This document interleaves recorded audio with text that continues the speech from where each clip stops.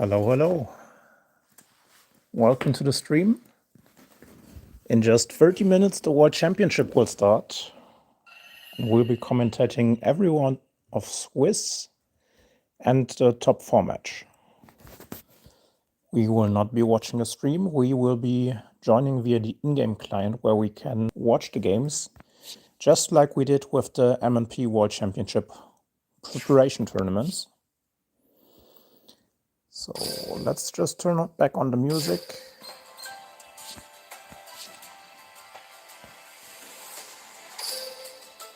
Yeah, so where was it?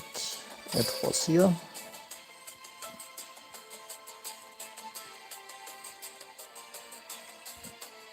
Somewhere. Oh yeah, they moved it to the top. All right, so 30 minutes remaining. And now we can have a look at the teams. So if you haven't already, I made a video on what decks people will probably bring. So pretty much everybody brought Infernity.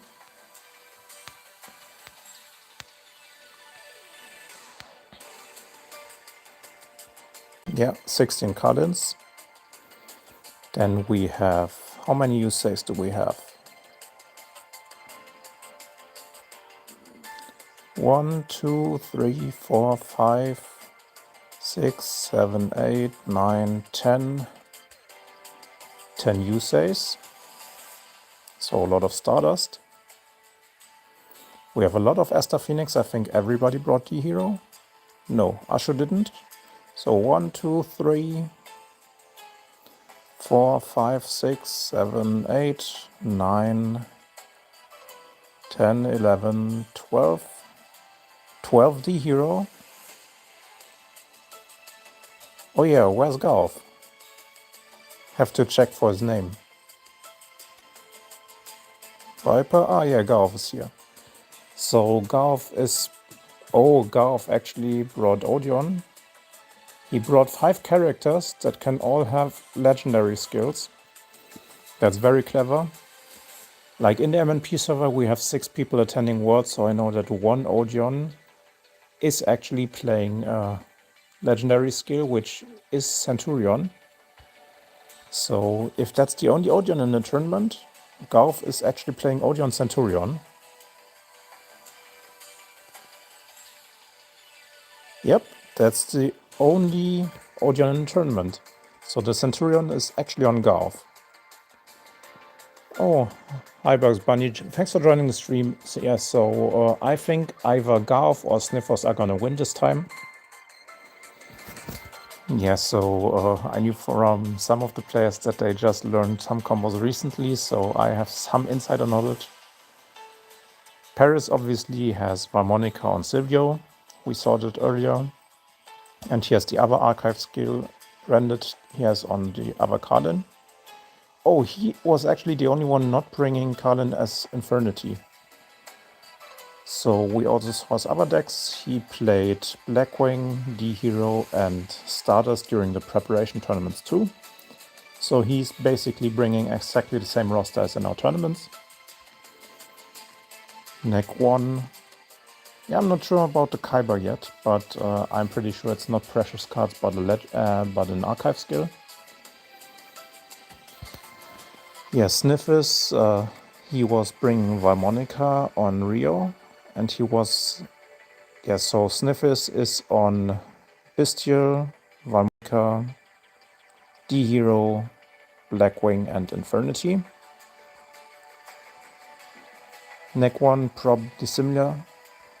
I know from one person that he actually plans to bring Snake Eyes. I won't say who, but we will have Snake Eyes in the top in the tournament. Alright, and besides that, we still have some time. I mean, if you haven't already, we can still watch the video again, that previous Worlds. So this was basically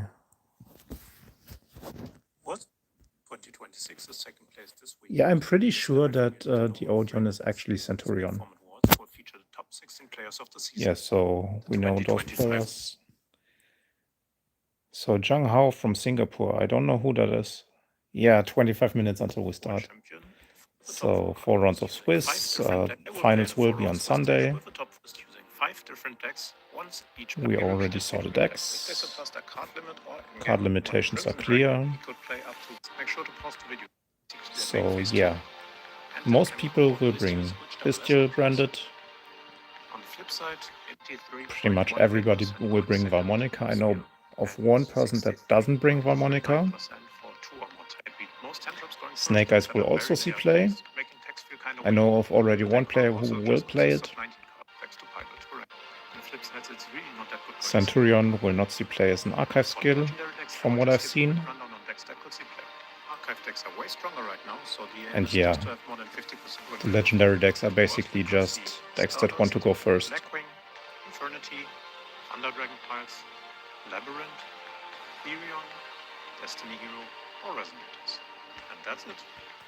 Yep. See you guys on Friday.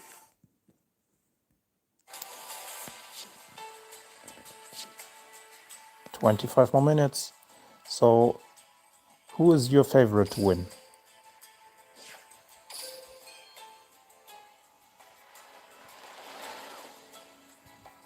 Anyone has favorites? Did you do your picks? So for my picks, I did not this champion prediction campaign. I voted for Sniffers and Garth because they were really, really good during testing. And Geoffio for Rush. Yeah, Garth really does deserve it. Like in his secret server, he was playing some very interesting stuff. So, besides that, Losprin should basically win because he had the most goated replay, if you haven't watched it yet. This one is so goated. By the way, shoutouts to Losprin. He mentioned my YouTube channel on Twitter today, and we gained like above 20 subscribers. Yeah, so that's why his replay is super goated. He was basically going into rank with an auto duel deck.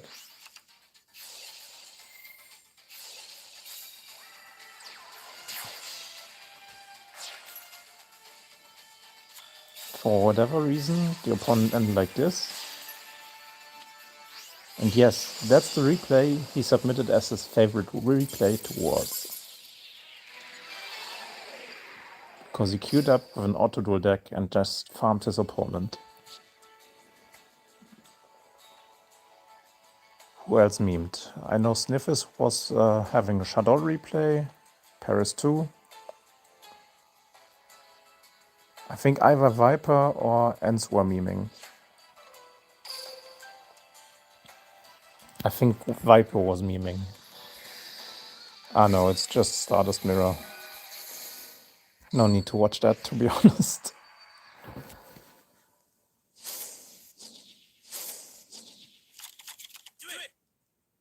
Yeah, he was just breaking the board. Oh no, he actually went first.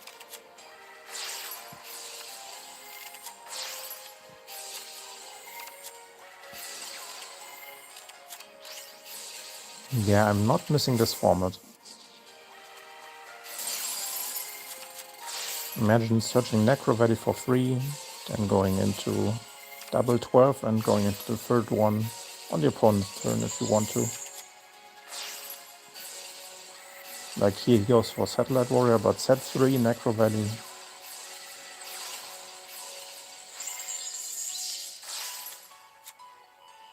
And actually goes Stardust Warrior for the mirror match. Can negate a Quasar Dragon.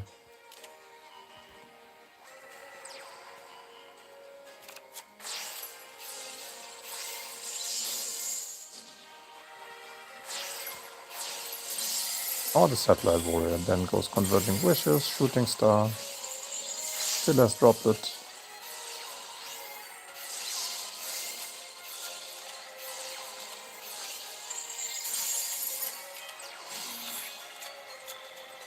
And actually goes into a grind game here.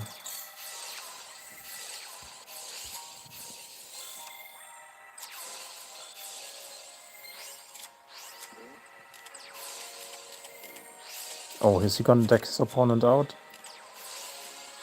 I think he is.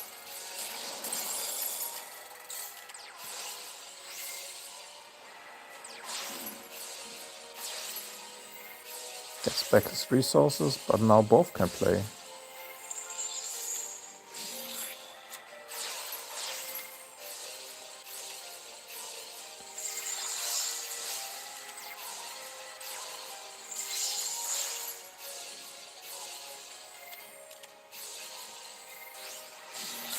Wait, why Red Dragon Archfiend? Okay.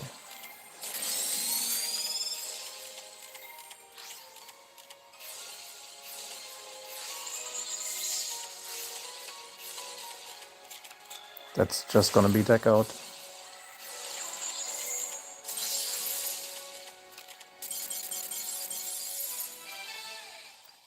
Alright, that wasn't so bad.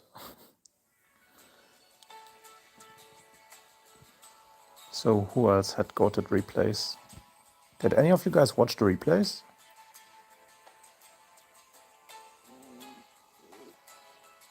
I know that Yo had Shadol submitted, Sniffers had Shadol submitted, Paris had Shadol submitted.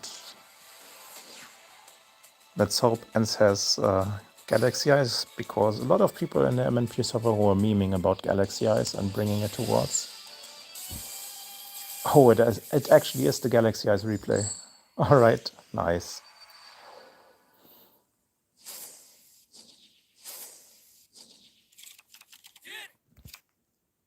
You see why?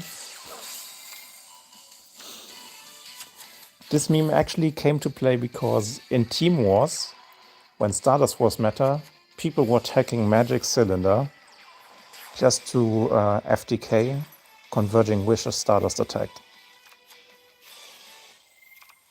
So he's just doing a random turn 1, like he's setting up like 1 or 2 negations plus back row. But yeah, Stardust can just break through that. But he will do everything to bait his opponent into Magic Cylinder.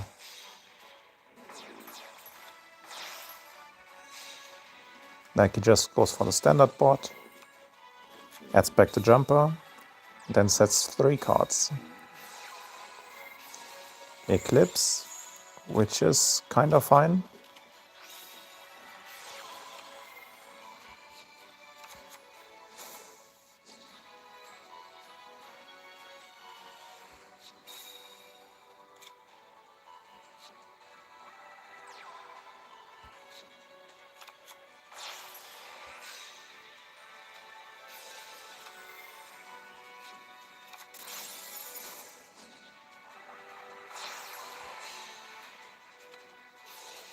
Doing everything in his power to bait here. Transmigration. Soulflet popped a Rose Dragon, so it cannot be summoned again. Or Rally Rose doesn't come out to pop the board. And now all the negations are out. So Converging Wishes into Stardust. And bam, Magic Cylinder for game.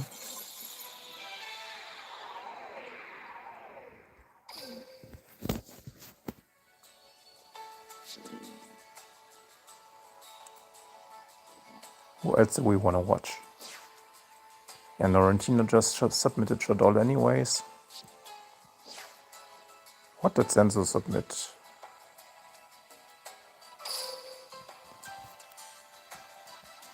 I'm not sure if Senzo was also on Shadol.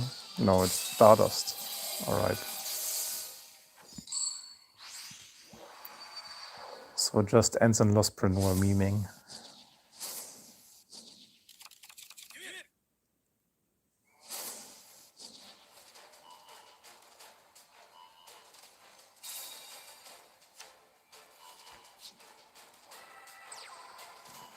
Another Stardust Mirror. Let's just speed this up.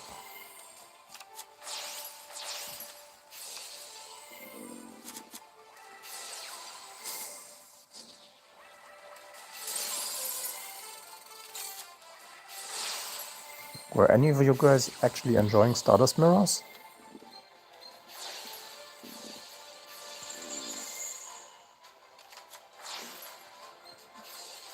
Yeah, I see people clicking away from the stream, so that should say enough.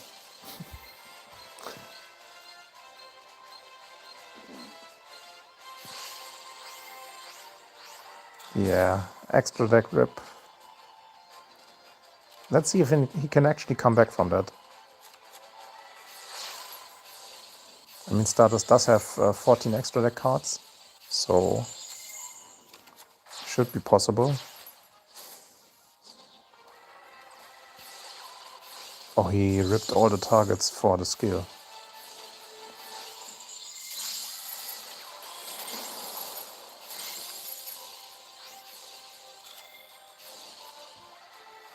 Now Stardust goes into a grind game.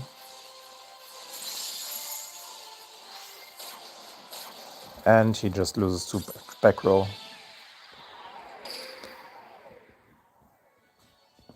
Yeah, I was not that involved in the preparation for most of the players, but we did have a lot of players in the M&P chat, so some actually watched the combo videos to learn some decks, they told me afterwards.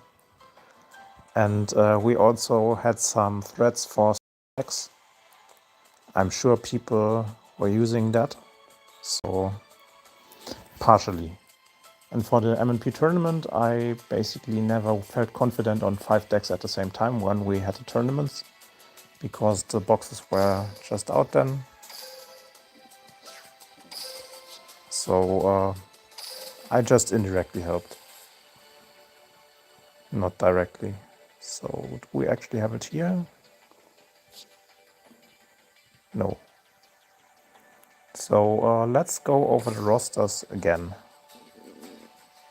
So as we saw earlier, wait, was it here?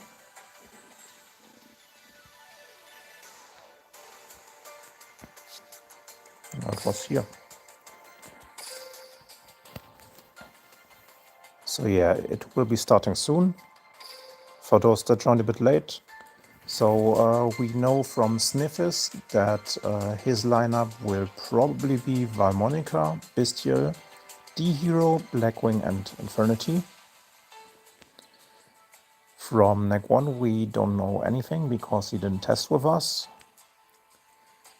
Paris has Silvio and Kalin on the legendary decks, I think.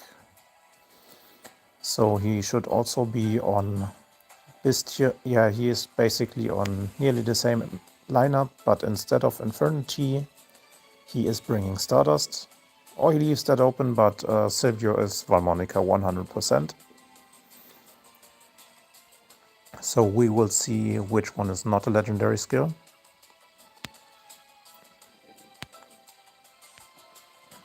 For Lostprin, I'm pretty sure on the lineup. So he is bringing D-Hero, Infernity, Blackwing as his legendary decks. And I think I saw him play Branded Despia, which he used the combos for, by the way. So he's playing Branded, and he is playing, I think Marine's was his Valmonica. I think Blue Angel was his Valmonica pick. Then we have Gauf. He probably runs Odeon. So this he probably runs Centurion. So we could see Centurion actually at the tournament with a legendary skill. Then Enz, we know, is running Zane and Yugi for his archive decks. He was playing Branded Despia in practice. His second deck is not known yet, but it could be something besides Valmonica.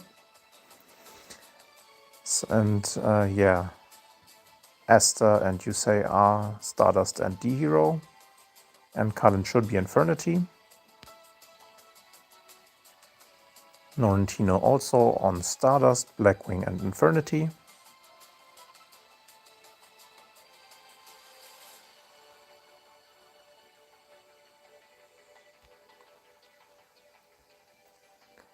Oh, you mean precious cards? No, nobody's running precious cards, I think. Like, I think Sniffer said there's one Labyrinth in the tournament. So one of the decks could be Labyrinth. There's one Odeon, which is probably Centurion. So we could see one Precious Cards of the Dark on one of the Esther Phoenixes instead of the hero. Because Cullen, Crow, and Esther can all have Precious Cards from the Dark. Zane can have Precious Cards of the Light, which could actually also be Therion. Blue Eyes won't see play because the new support from the Pegasus event is not allowed, so they missed the Omni Negate. And I also don't think Blue Eyes is suited for walls. Like, the combo is really cool, but it's just not competing with the best decks out there. And then, yeah, Zenzo is not bringing Rocket, by the way, so this is his archive skill. So Zenzo is also running Zane and Zane and what's the name? Varus, yeah. Zane and Varus are his archive skills, and D Hero, Infernity, Blackwing. That's a pretty standard choice, to be honest.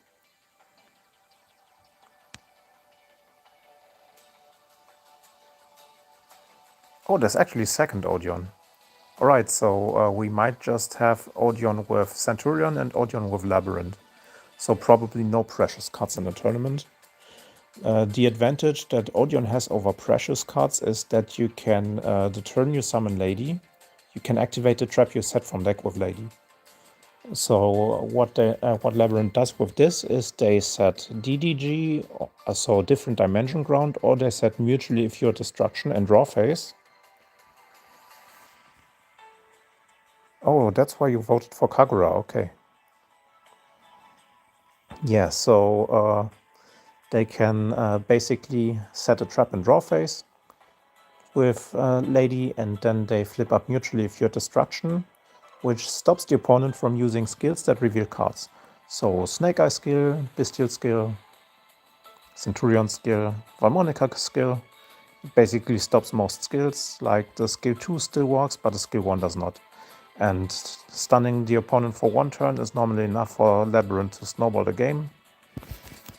But we also saw during the MNP test tournament, where Sniffers was running Labyrinth, that he resolved a different dimension ground and mutually effective destruction during the same turn, and he still lost against Bestial Branded.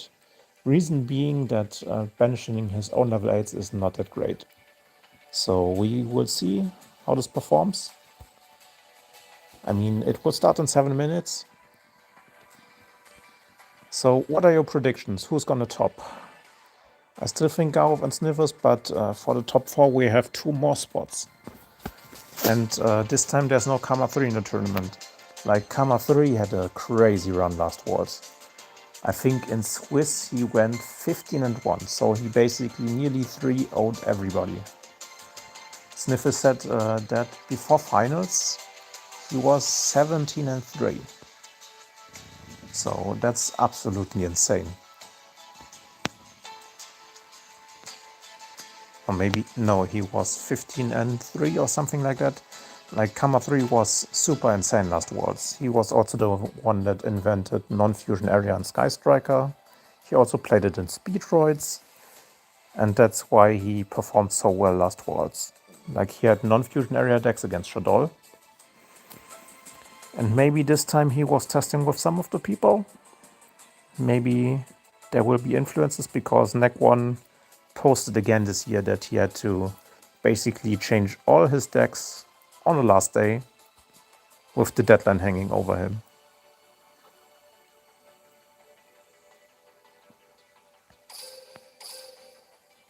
So, in my opinion, I think Paris performed really well during testing, so Paris could also make it to top 4. And then Yo is just a goat anyway, so we will see. But the Japanese people didn't really perform well at Worlds, so I'm not sure. Maybe it's just a curse. But maybe we will see Yo finally doing what he does best and winning.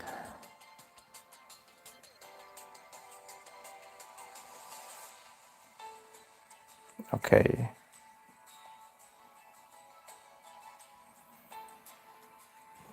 Yeah, there was a reason why I didn't include Rocket in the Worlds video, because I was quite sure that it is not enough, because it loses so much of the extra deck when they combo off. Same as Marinces now after the new box, but Marinces can actually recycle some of their stuff, and they have a good matchup into Branded Despia. So for those not to know, the new decks cannot be brought to Worlds. The cutoff for new cards was August 6th, and deck submission was on August 20th. So now they had 1 week to practice the decks, locked in, like card for card, without making any changes. And the new box will not be relevant. We will not see any Mulchamis resolving this Worlds. At least not in Duel Links. I'm pretty sure that Master Duel will see Charmies. Master Duel, different from Duel Links, increased the tactical cards from 3 to 5. So now everybody will share at least Mulchami, Fuwalos, Maxi, and Called by the Grave. And then there are 2 cards left that they can actually choose for free. Because those 3 basically have to be shared. Maybe Called by the Grave will be another shared card again, so they don't lose to Charmies that much. And the 5th card could actually be one of the staples that they could choose. Like there was a Twitter post arguing which hand traps to share. So maybe we might also see Impulse or one of the Dominos cards.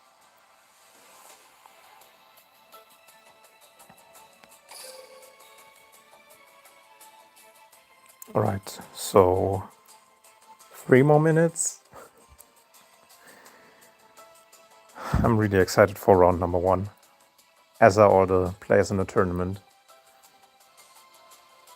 Some also said in chat that they couldn't really sleep, like they were awake. They were awake at like 4 to 5 a.m. and it was not only because of jet lag. Like some players only flew in on Wednesday. So they only have been to Japan for 2 days. And with the time difference being so big, so the players that only flew in on Wednesday were European players. Time difference to Japan is 7 hours, so they might actually be still having a bit of jet lag. Oh, hi Dante, you haven't missed anything. I just talked about the decks that people were bringing and a bit about the prep they had. And we saw some replays, so Ents and Lost Print actually submitted really fun replays. Lost Print submitted one where he went into rank with an auto duel deck and then just farmed the opponent. And Ents submitted Galaxy Eyes against Stardust in Stardust Meta. Do I know if we have a ban list directly after Worlds? I'm not sure, because Worlds is basically a bit of a different tournament.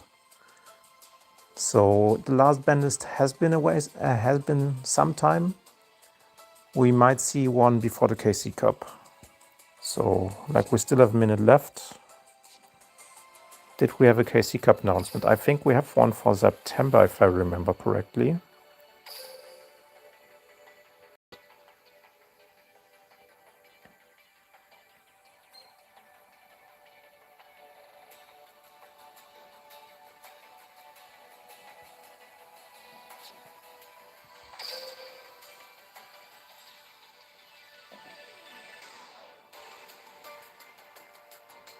Okay, I can't find it right now, but we do have we do have a KC Cup announcement, I think, and we might see a new ban list before that. Okay, so who do you guys want to watch round number 1? Normally in the streams, what they do is they feature the world champion. So I think we can watch Sniffers. Or is any of you interested in any particular player? Garth, Dante's saying? Sniffers? Alright, guys. Garth or Sniffers? Who do we watch first?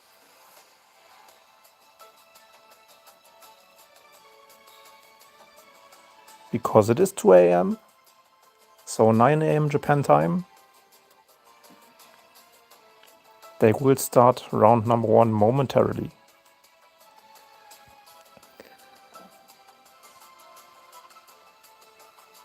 Alright, I have a coin with me.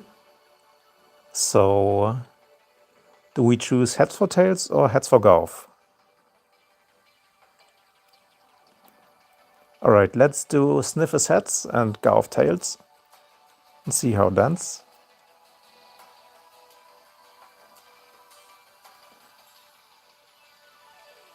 And it landed on tails. So actually, for round number 1, we will watch Garth first.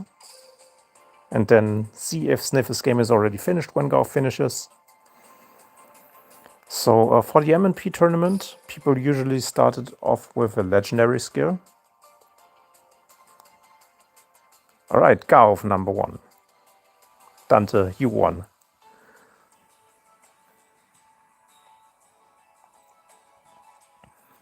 And that's also really funny, like 4 or 5 of the Sensei people actually qualified for Worlds. They have players in Speed and in Rush. So Viper, actually the only player not from Asia. Viper's from America.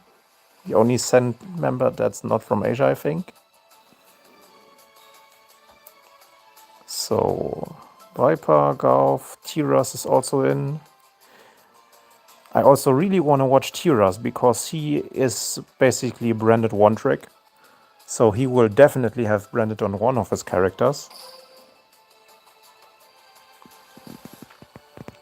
We have to do that too. So if we get the chance, and we already watched Garth and Sniffers, we will probably watch Tiras next.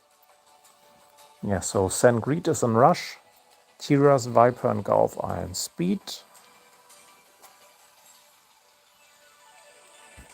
There seems to be some sort of delay.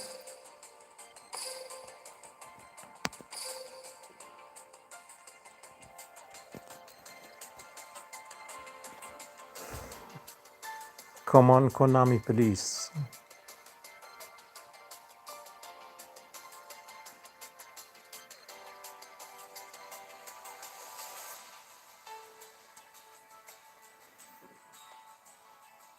Yeah, so Sensei is their team name.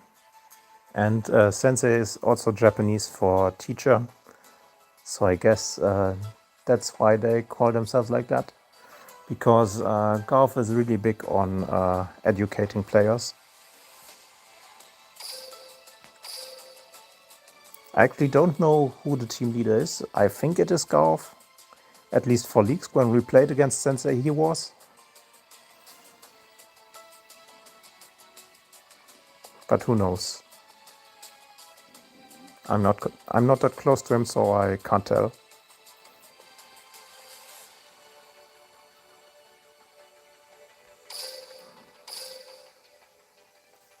Should we just open the YouTube stream to see what's up?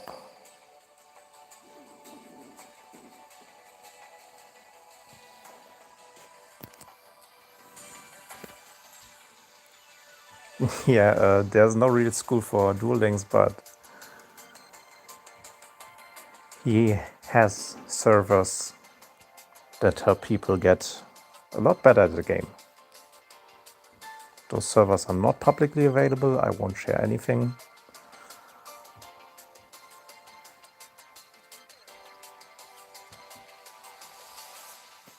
Alright, let's just have a look at YouTube for a second, because Konami is also streaming on YouTube. Yeah, so the stream is live. They're still waiting to go into game number 1.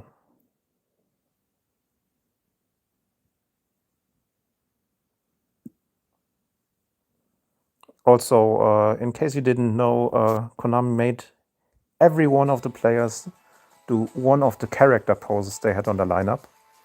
So, okay, finally, round number 1 of the World Championship. So, where's Golf? Ends against Losprin. Ryosuke against Yo. Norrentino against Paris. Oh no. Ashru against Viper. Tadashi against Shido. No. What's he called? Kagura against Senzo. Wait, where is Golf? Did I miss him? 1, 2, 1, 2, 3, 4, 5, 6. Sniff is against Tiras, and Golf is the last to start. So Golf hasn't started yet. Kagura Sniffers.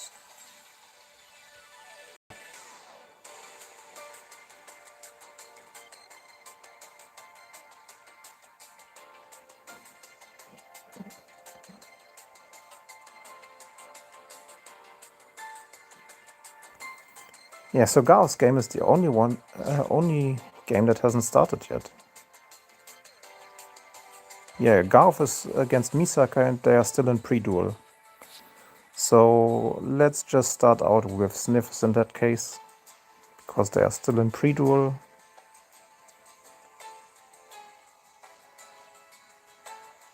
Where Sniff is... Oh, Sniff is actually starting out with Harmonica, I think.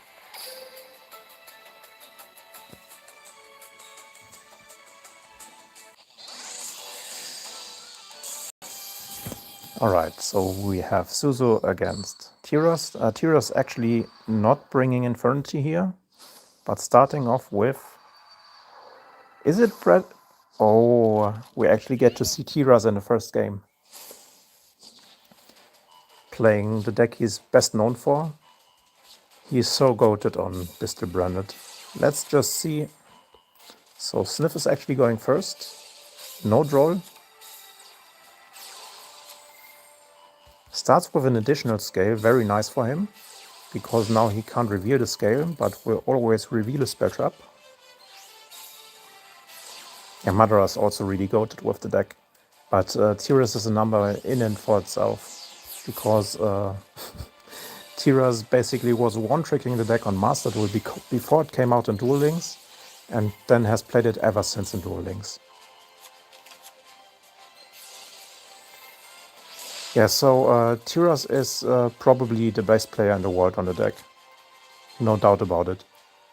Because he also qualified with the deck for Worlds, and it was not even close.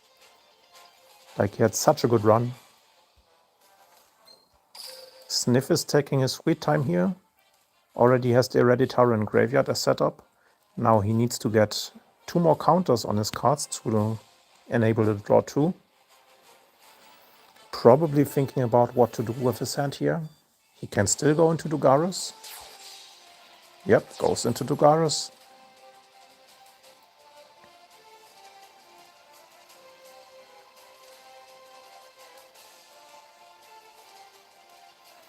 Also, it's crazy, the amount of spectators on Sniffer's game is just increasing and increasing. But probably because this is probably one of the best matchups we have in Swiss. Sniff is on Harmonica against Tiras. This is probably also the most high-powered matchup we will have. Alright. Goes for the Cebu Ferra. So he probably already has Follow Driven in hand. Did he have it? No, he actually drew cards. Now links it off to have it in Graveyard as material. Gets back the Hereditary. Draws 2 cards. Oh no, only draws 1.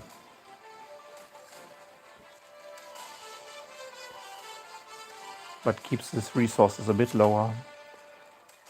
That's why he went for the extra deck monster, just to have an additional shuffle back, keep his deck count lower and then draw cards. Alright, goes to 6 counters, sets 3 cards and passes turn. He now has an inherent special sub-negate, he has Follow Driven, and after Follow Driven he can also steal a monster.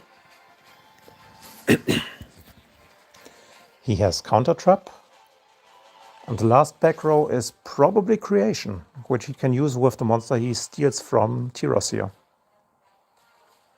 So very good start from Sniffers.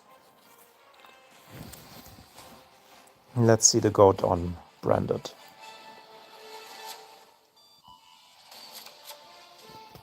Didn't start Cartesia, so has to reveal the Bestial here.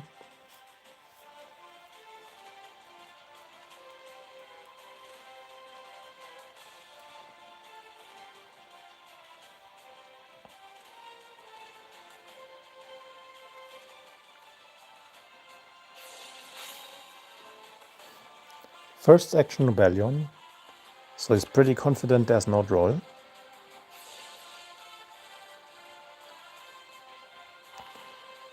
Magnamut for Albalos, which is useless in this matchup.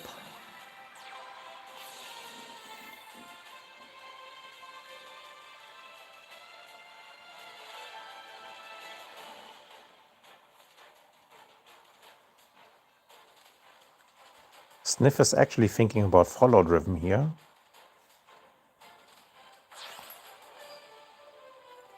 Let's the Rebellion come out, which can be negated if he wants to. Chooses not to because Follow Driven can just destroy the Branded Lost.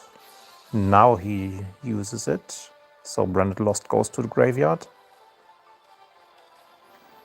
Oh, hi Archie, thanks for joining the stream. Yes, Dante, that's the unaffected link. And I also think that's a very hard matchup for Tyros. But Sniff is probably reading that Tyros wanted to start off with his best deck. So bringing his best deck himself. So now there's probably no Albion in the hand. That's why we haven't seen Albion for Dump Retribution. Counter traps. Oh, whoa, whoa. And he had a hit hard draw. Oh no. This might be Tyros' way to come back into the game. If he can somehow find an out for the Towers monster. Because normally with the main engine, yeah, he has to go. Basically what most people are doing is not Titanic Lad, but Starving Venom. So we will now get more information on Tyros' deck. Yeah, people were running one random Kaiju in Branded Despia. Like in the lists I saw, they were running one random Kaiju. Just for monsters like this and the Blackwing Armor Master, which we also will see in the tournament. But against Blackwing, you can just leave the Albalos in the graveyard and Albalos can just run over the Blackwing monsters and they cannot really do anything to it. But here we will see if he plays the Starving Venom. Because right now Starving Venom would force out Creation to pop the monsters, but Sniffers really doesn't want that. And it is the Star Source. Wants to pop the Creation.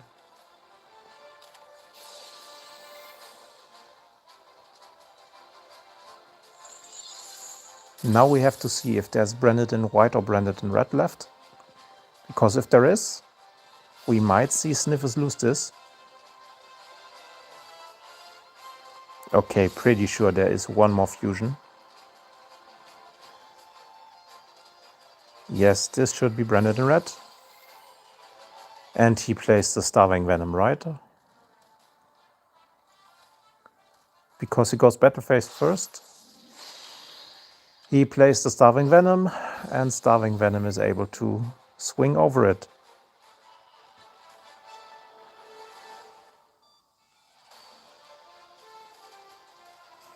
Can this protect itself? Oh yeah, he can actually fuse, not fuse, link one into the top 3. This might look bad for Tiras here.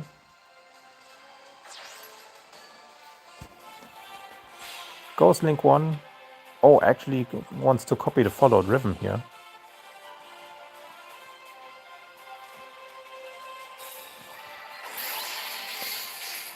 Oh, I see. Has the super poly to go for game. Oh no, Sniffers. Wait, Dragostapelia?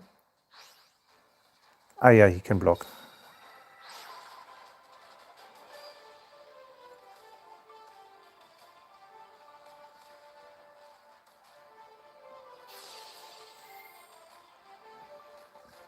Yeah, so Dragostapelia can now negate the effect. Yeah, super poly was an insane draw, so now we have information on this. And Sniffers lives. Right.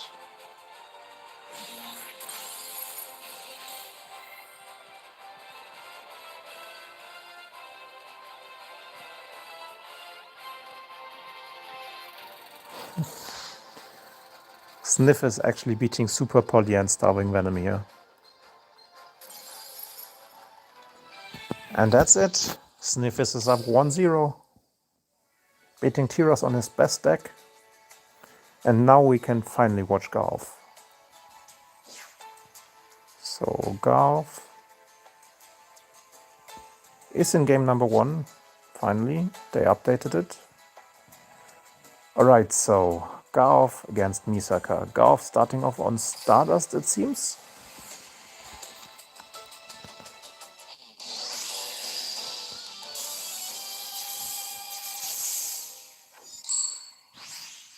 Oh, actually Garth not bringing Stardust. But he's also starting off with Valmonica against Infernity of all decks. Infernity going first here. The thing is, Valmonica cannot brick going second. But if there's... So Infernity was going for the Handloop 2 version in the tests, not the Handloop 4 version. Starts off with the combo. Alright. We will see after the first 2 Handloops. After the first few... We will see after Trishula and the Fusion have been summoned if there's going... If that's the version that goes for 2 or the version that goes for 4. Most of the versions in testing were just ripping 2. So Mirage. Oh no, actually goes for creepy little punk here. Interesting. Ah no, never mind. Was correct. Okay, he goes for the Mirage now. Fuses off into scale. Special summons Mirage. That part is still the same for both. Okay, he's just going for the hand rip too. And probably ends on Dweller here. Yes.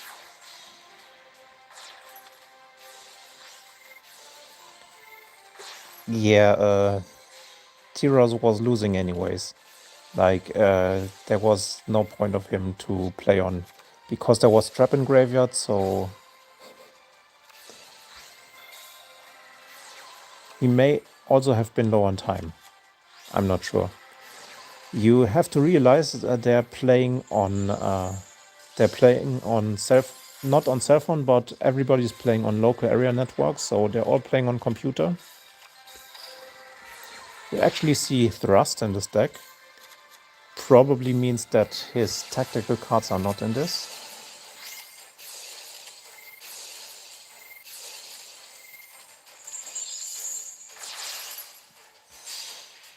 Alright, Goddess. Oh no, and Infernity just wins. Oh wait, Druid Worm starting for a turn. But Golf just passing and... Oh no. Golf, not like this. Getting looped for 2, 5 interruptions to Ella. And Golf has no chance. Misaka wins game number 1.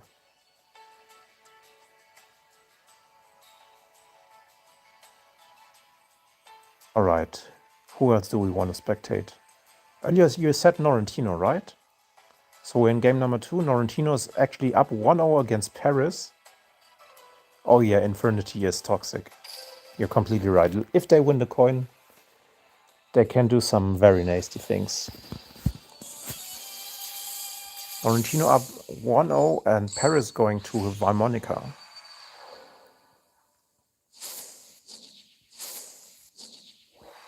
So Stardust against Valmonica, a matchup we saw a lot during the Stardust KC Cup, where Stardust was tier 0 and Valmonica was actually good into it. Yeah, so the funny thing about this is Paris actually wrote in his player interview that his advantage over the other players is that he's better. And now he's 0-1 against Norrentino. So let's see how this goes. Oh, Norrentino actually opening the Rumble and not playing a second skill target, so no overtop in his list. Goes for the phalanx here.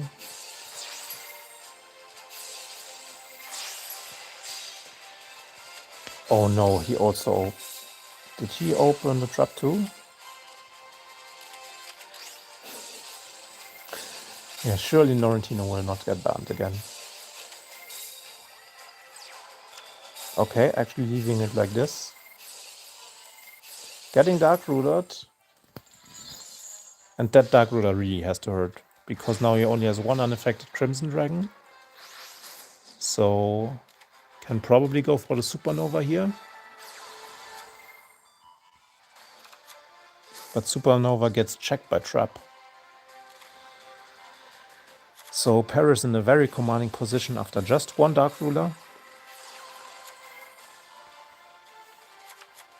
Uses the Invitaru too. Vasara early. Oh no, hits the scale. But still has the Skelter in hand, so he can still extend with this Ammonia. Now Pendulum summons to get the second Skelter. Actually chooses to get Vasara first. Yeah, so terraforming does make sense, because then you can just play 1 Celatris and have better excavates with your Razara. So that's why they're playing 1 terraforming, 1 field spell, 1 Celatris. Yeah, so this is unaffected. Quasar triggers, brings out the Shooting Star.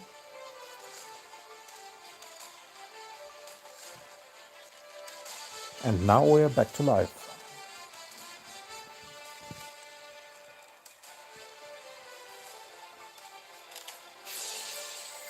Activates the Fallout Ribbon, which doesn't target.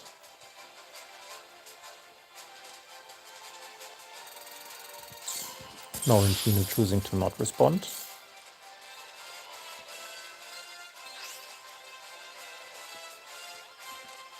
And Crimson Dragon might just buy us another turn.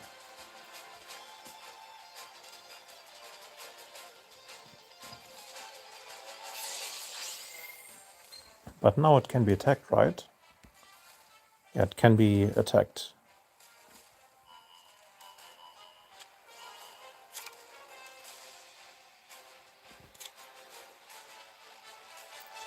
Destroying here. Nah, this should be game. Was Phalanx used? Yes, Phalanx was used, so no Phalanx this turn to block the attack. So Paris just has to remove counters. Yes, Shining Star is there. Can revive a 12.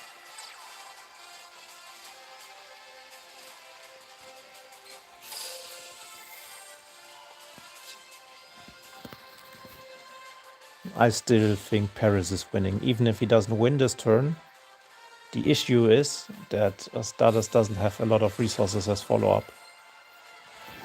And the spells actually work against Supernova without it being able to activate. That's why he now adds back the Follow Driven to get rid of the Supernova. Goes into Link 2 here. And will probably just clear the Shining Star. Like, this is full setup. I don't think there's anything Norrentino can do here. Not attacking to not trigger the Supernova. Let's trap face down.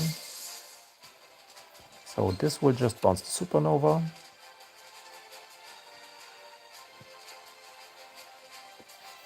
And probably also gets rid of On Your Mark Set Duel,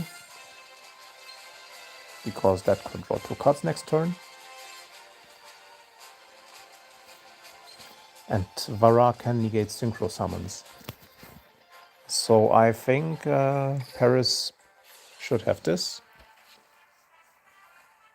Brings back Formula.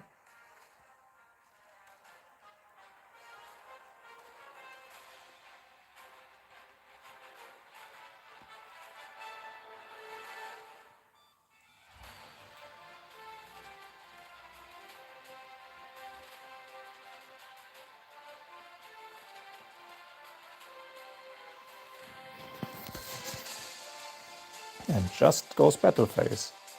Because there's nothing more that he can do. And now... Wait, he actually activates the effect? Alright, waiting if there's anything else that Norrentino has. Nothing left, so Follow Driven activates. Right? Yeah. Follow Driven, bounce the Supernova, pop the back row.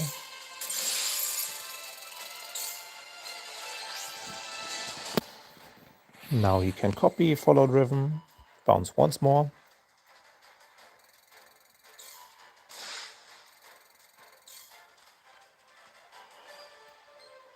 Field spell doesn't get destroyed. Now Primus triggers, but he can get rid of it this turn. So he will just link, pop the monsters, go battle phase.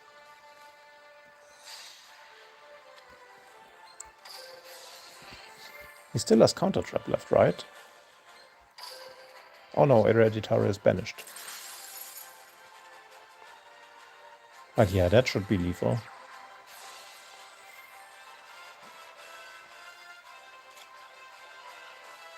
Grabs Creation, so he can copy Follow Driven again next turn.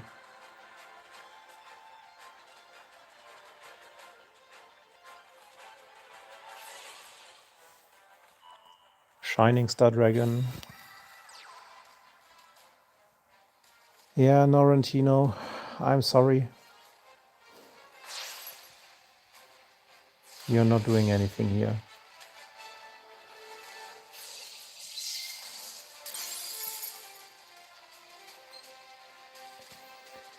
Because Shining Star Dragon summoned on Chainik 1, Vara can just negate it.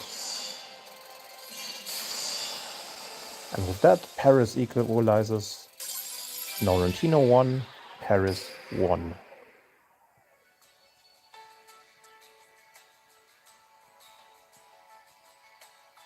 Losprin also actually behind against ends. Oh no, he equalized. So let's watch game number 2 between Sniffus and Tiras. Sniff is now on Black Wings.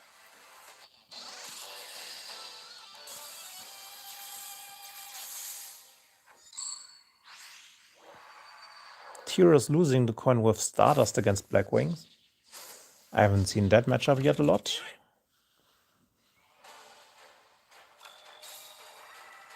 Sniffus passes and Tiras passes back. What is this game?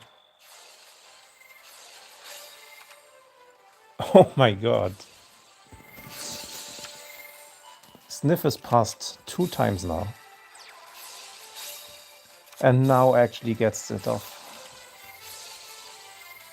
Blackwing the hand trap merchant. Summons the Armor Master just to have a body, because he has enough back row.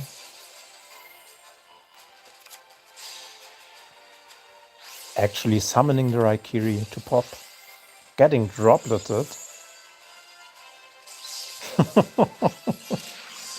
And actually having to pass back here.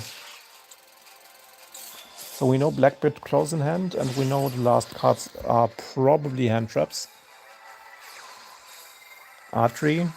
Blackbird close immediately. Not wanting to risk Tyrus drawing a skill target. And he doesn't. But what is this game?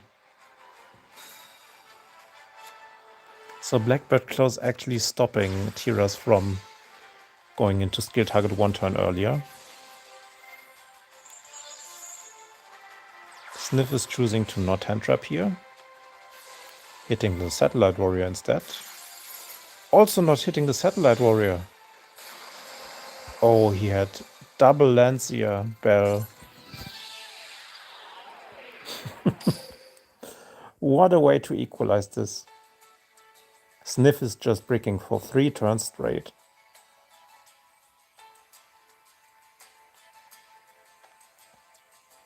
Alright, Garth against Misaka. Is this a Blackwing mirror match?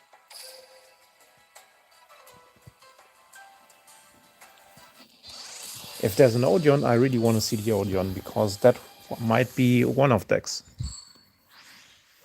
Garth also not bringing Blackwing.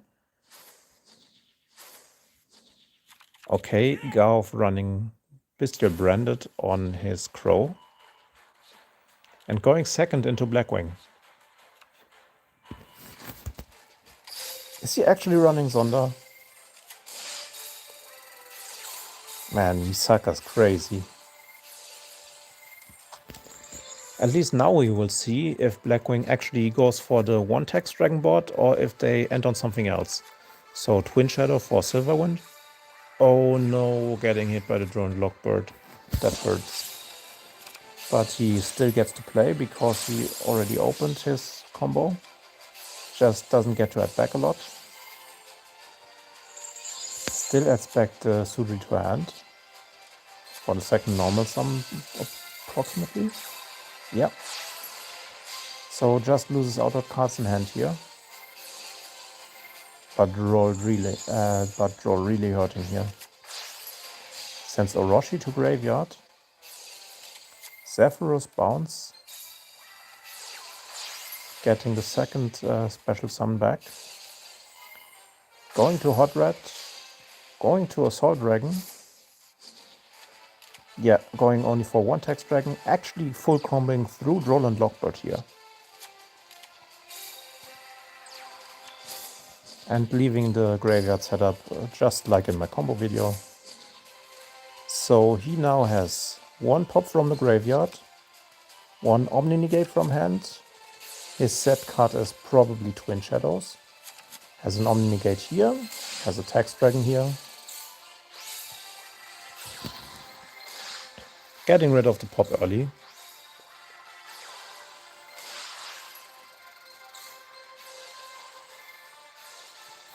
And now just going for Arbalos. Garth also super poly into Starving Venom. Magnamut.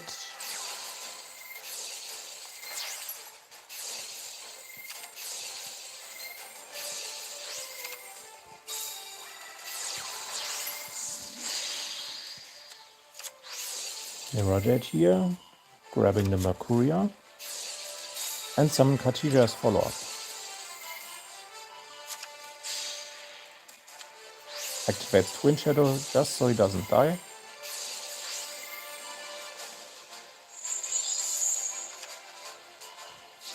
Sudri back to hand. Uses Chinook on Arbalos, but that gets Mercuriad. Wait, did he not?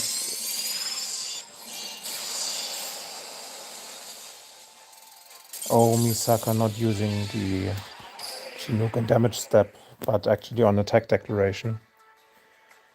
He could have survived here, because Mercuria doesn't work in damage step. That misplay costing him the game. That's unfortunate. Maybe he was low on time because he had to think how to play through draw. Valiant effort to put up such a strong board.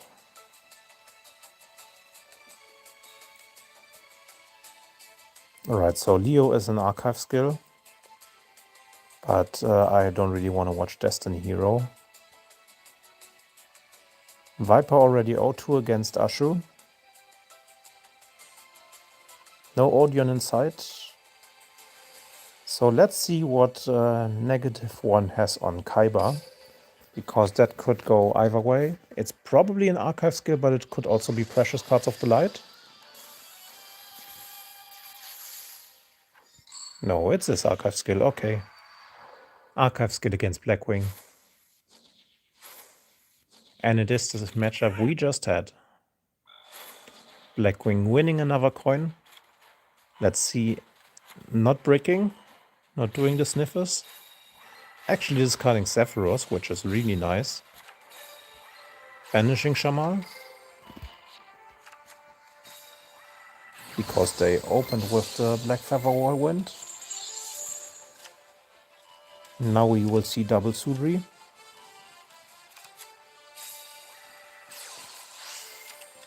So Vata sending Chinook to recycle.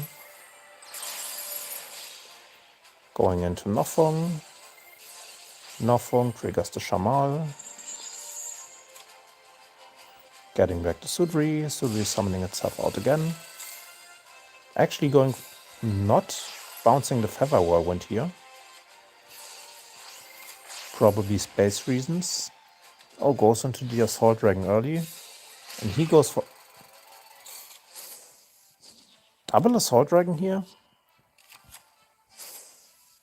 Interesting.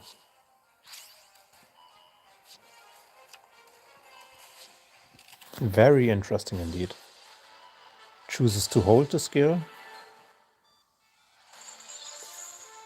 Or he just screwed up combo. I'm not sure. Because 2 biscuits just means Albalos. Unless he has something here? No. Nothing.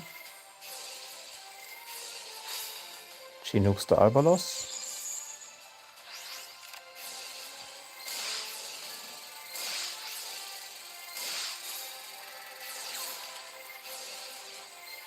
He actually has the Squall. Okay. But this negated the activation, so another branded fusion can be activated. Neck 1 having left 3 monster effects.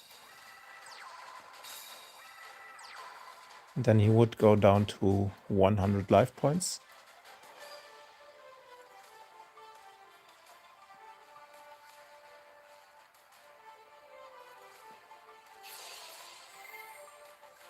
Alright, that's effect number 1.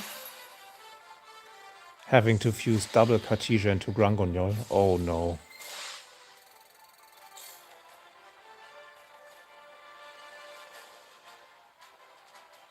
Was double Text Dragon actually the play against this?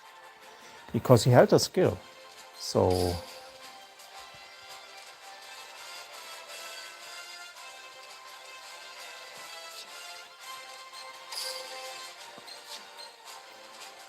actually passes turn here. Oh no. If there's another Chinook, this might actually be very dicey.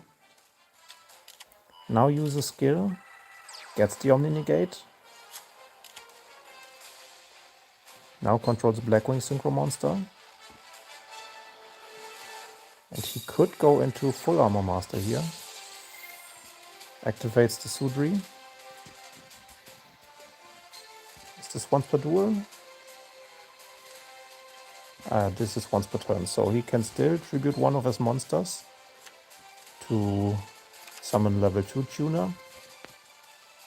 But he's probably out of cards in extra deck to summon. Unless, is he playing a second Nothel? Burn would actually come up here because it would cost -1/1 activated effect. Just goes battle phase here. So he has a Chinook in hand.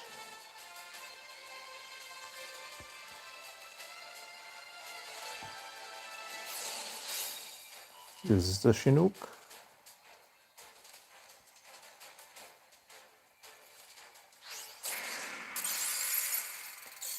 -1 left on 1 effect activation. But we will probably never see this, because he will just fuse off. Actually playing with the Onimaru. So a second tower monsters. Now full Armor Master can swing here. And Armor Master attacking for game. -1 losing against Blackwing on Bestial Branded. Insane. So, which do we want next? Sniff is up 2-1 and on his archive deck against Tiras. Or, no, Misaka only in game number 3. So let's actually watch Garth once more. Even if it's only D-Hero. Garth already started out with both of his archive decks, so he's on 3 legendary decks now. And Misaka, one of the people bringing Snake Eyes.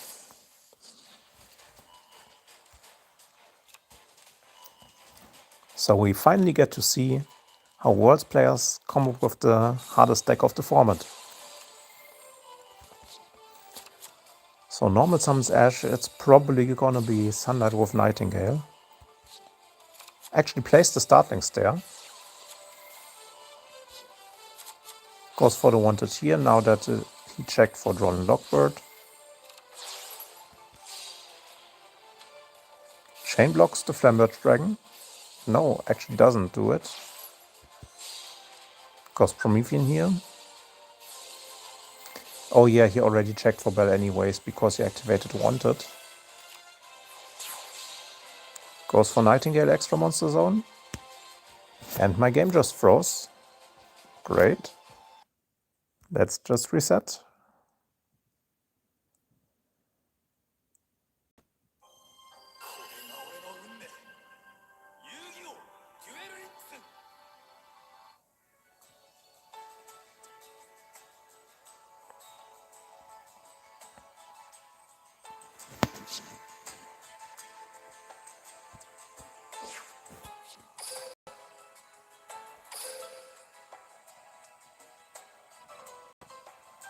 Alright, they're still in game. Nice.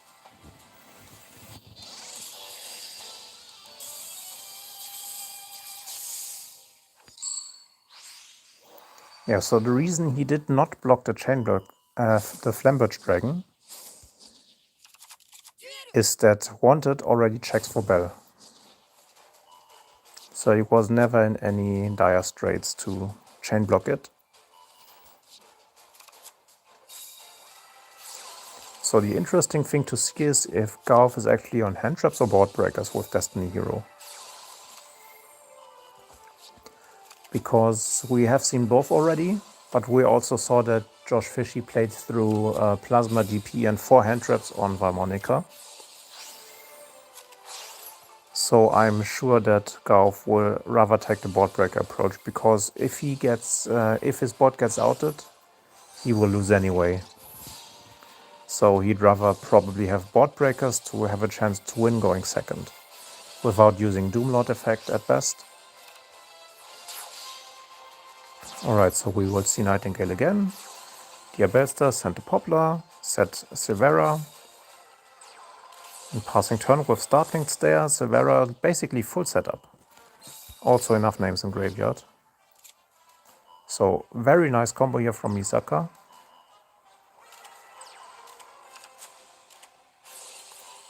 Actually uses Doomlord on the Flambird Dragon, which gets answered by Startlings there. Because the Doomlord activated, Garth now has to skip his battle phase, even though the effect didn't resolve. Malicious coming out. IP coming out. And now Dark Ruler hits. Oh no. So Garv actually on board Breakers and Destiny Hero, yes.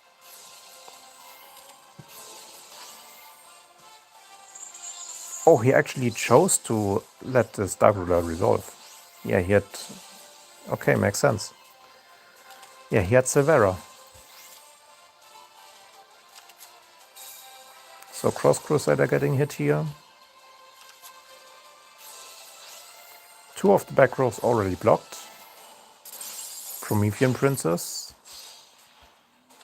Second Cross Crusader comes out. Naya effect shuffles back Malicious. Cross Crusader tributing it for Stratos. So now Stratos can get normal summon, get rid of the back row. And that's really relevant because Divine Temple is a very pivotal point for the grind game.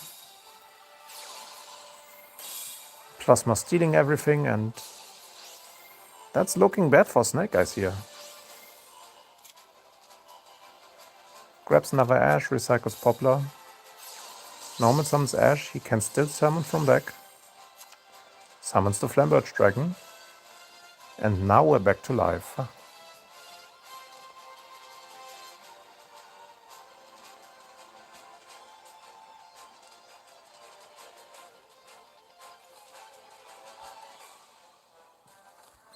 So we don't know who's thinking right now.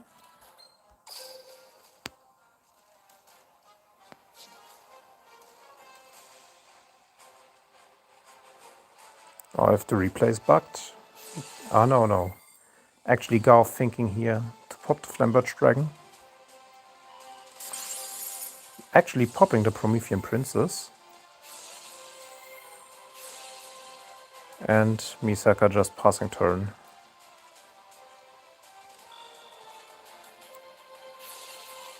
So Plasma can suck up the Flamberge Dragon.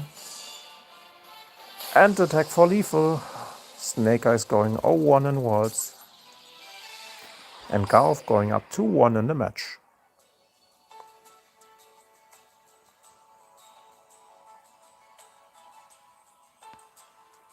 Sniffers and Tira still duking it out in the last game. Yeah, let's go Garv. I also voted for him. So I want him to win. Let's see if Sniffer's second archive deck can bring it home. And it is still branded, right? He's going second into Blackwing. Yes, so Sniffer's on Bestial Branded and Von Monica has his archive decks.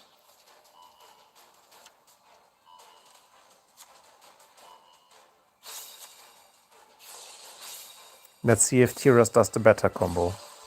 That doesn't only end on double tax dragon. Because you can one-card combo with Simoon into a field that also has Hot Red. Like it has Hot Red, the Full Armor Master, double tax dragon, and that's just a one-card combo.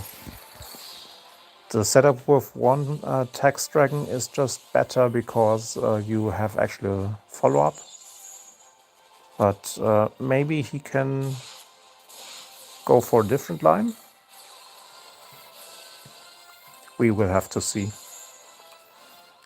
I mean, they practice it a lot, so they will have figured out how to deal with the Albalos. So maybe that's why they went for double tax dragon with Chinook in hand. Competitively, I started Duel Links in, I think, Sky Striker format. So that was 4 years ago or something like that. I have like 8 or 9 silvers in KC Cup since that point. But I've never gotten gold. I got really close once with B-Trooper. I was off like 3,000 points from top 10 global. And this year I've gotten a pretty good standing in the Worlds points, but nowhere close to qualifying for Worlds.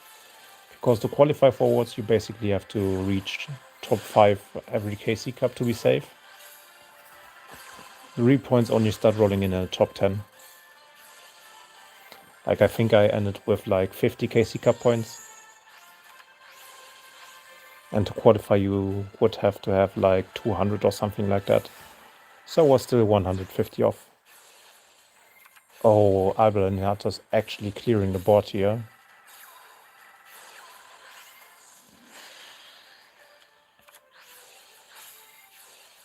Now he just has to go into Starving Venom.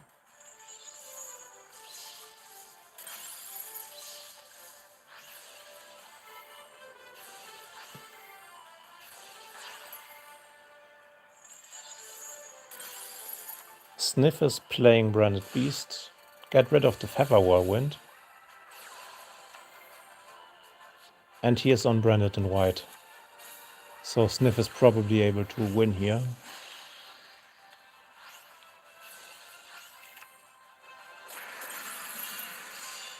Twin Shadows just to survive, but doesn't matter. Sniffers just wins, and Sniffers is the first one that won his match. So Sniffers 1-0 right now. And we actually see Garth on Odeon.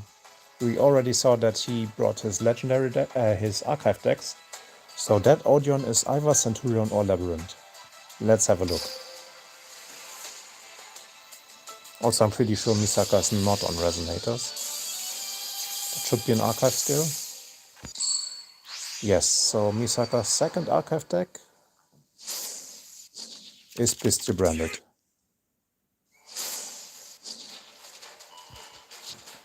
So Garth going second into Bestial Branded with Odeon. We did see the skill? No, we didn't see the skill. So it is probably Temple of the Forbidden Kings.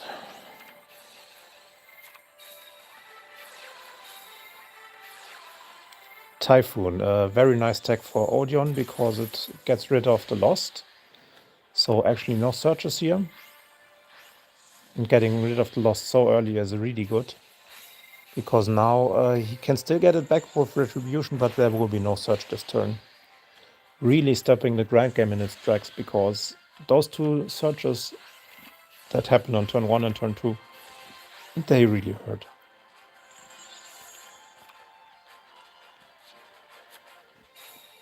Isaka still getting to triple back row here. He's also on Beast, so Beast, Banishment, and what else?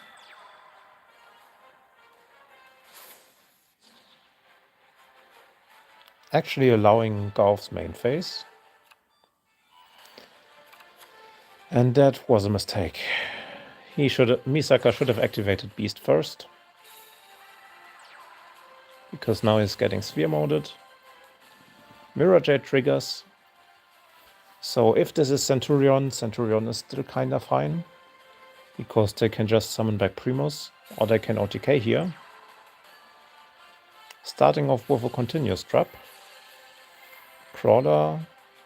Yes, this is Centurion.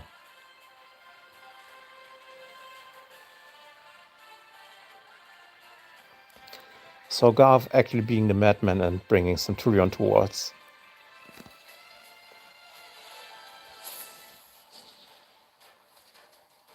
Activating the second skill, bouncing Temple of the Kings to hand. And setting a level 6 and level 4 or level 8.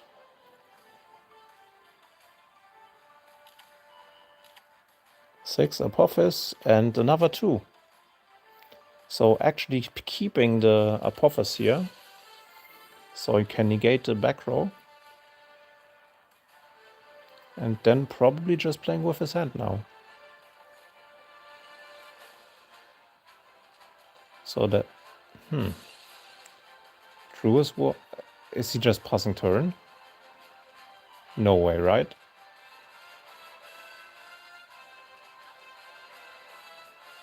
I think Garth just tried to enter his main phase. Oh, no. He didn't try to enter his main phase. The Druid's Worm is just coming out, so the Beast is live.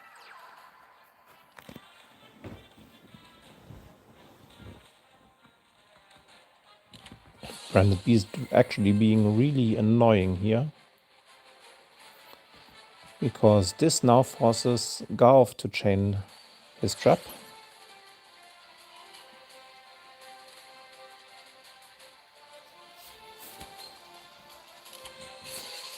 Is this still considered a trap? Yeah, this will still get destroyed unless he negates. I mean, he can negate it, but Jerusalem still gets to send.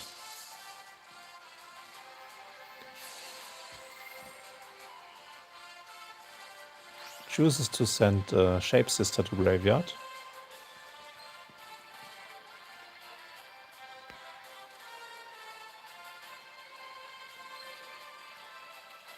But why is he playing Crawler?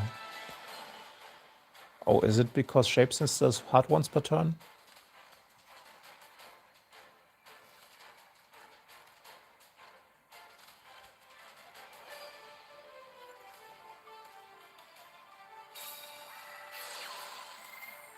Oh, he actually opened the Emblema off, so he can get to Field Spell.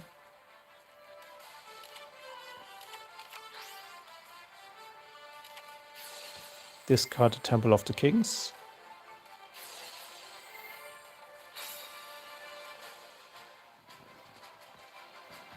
Probably getting Primera here.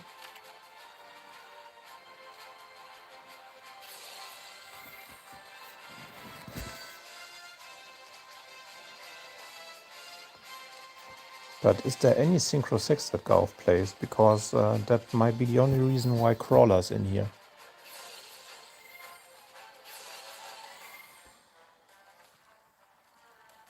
Is that Chaos Angel?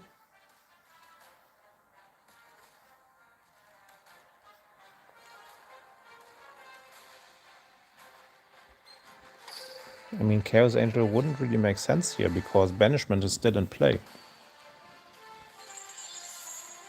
Earth, Earth, Light.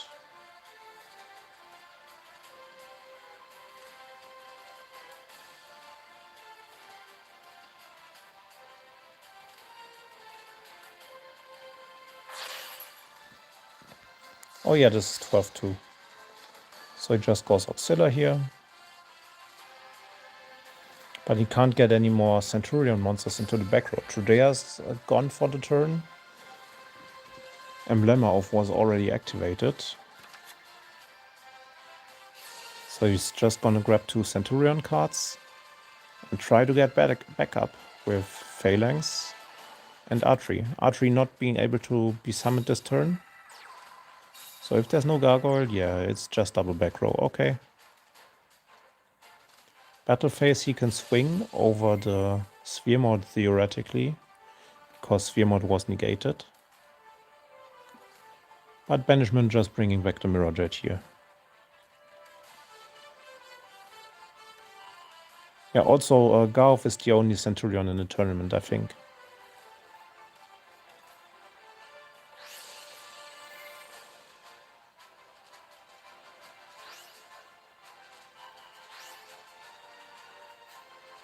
Actually banishing the Auxilla here.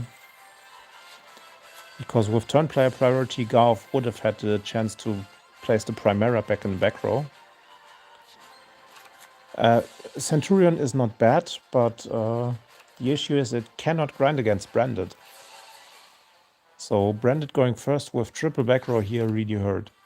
Even though there was a Sphere Mode, it's just not enough to win the grind game. Like, Branded does have basically a main phase 2 as the only deck in Duel Links. Like, the end phase effects are so much that it just outgrinds Centurion. Odeon Centurion has the advantage over normal Centurion that it actually can go second. And since the Centurion cards are 1-card combos and the traps are also 1-card combos, you can actually run some form of hand traps with Imperm and Typhon. But this doesn't really look too good. Because Branded Sword can just grab back resources here. Cartesia can then fuse into Chaos. Or into Albion even here. Because he added back Albers. Right now Garov is up 2-1. against Misaka. Okay, going for extra deck recycle here. So he does go Chaos. Tries to go for game this turn. And Apophis is still considered a trap, so unfortunately it will get destroyed. And that's it. Misaka equalizes to 2-2. We're going to game number 5.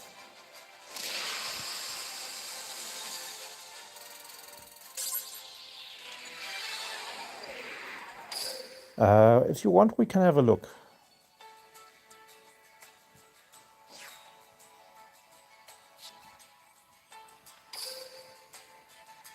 Right, so replays are in.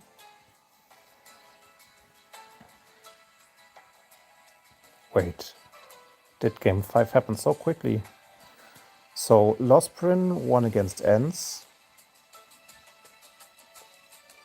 Ryosuke lost to Yo, so Yo also advancing with a 1-0 score. Norrentino lost to Paris. Ashu won 3-0 against Viper.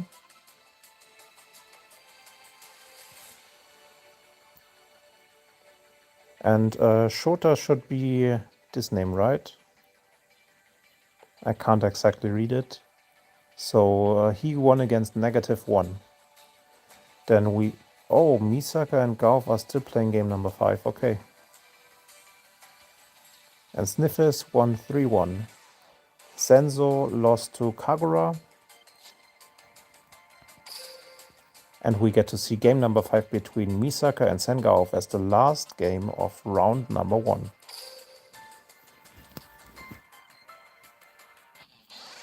Is it gonna be Infernity? It's gonna be Infernity against Stardust, and Gaof goes first with Infernity. So he has a really good chance here. Today we will have 4 rounds of Swiss into a top 4 cut, and top 4 will also be shown today. So on Sunday we will only have the finals of Speed and Rush. He's actually playing Transmodify to make this a 1-cut combo. Gaof is just built different.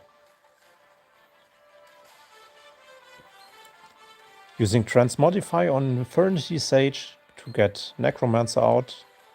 Sage triggers then and gets the Archfiend into graveyard. Unfortunately, this loses to Bestials, but Stardust cannot play Bestials. So Gaof in a really good spot here. So I think his plan with Infernity was... Oh no, the Infirm.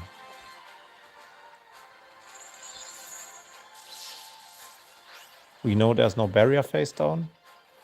And he just passes turn. Oh no. Quasar can attack twice. So just skill activation should be enough for game.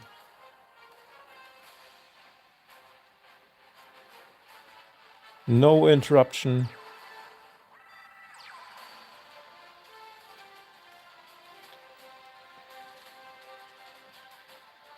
So he needs to have Droplet here.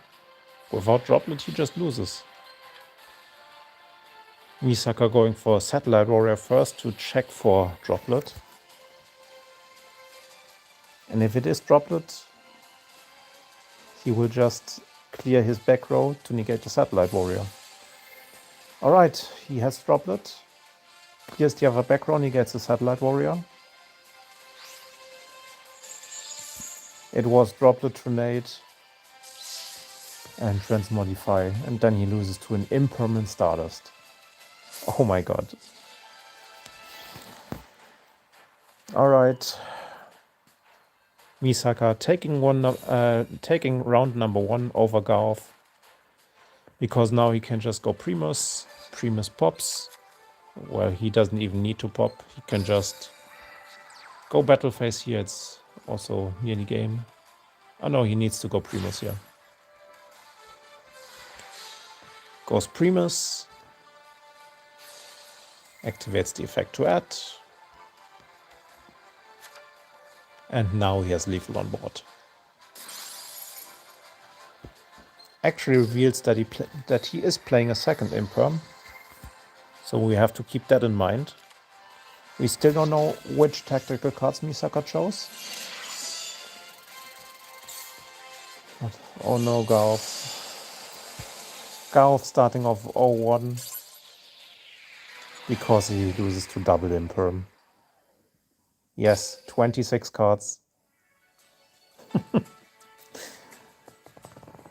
So, round number 1 is finished. Are there any replays that you guys want to watch?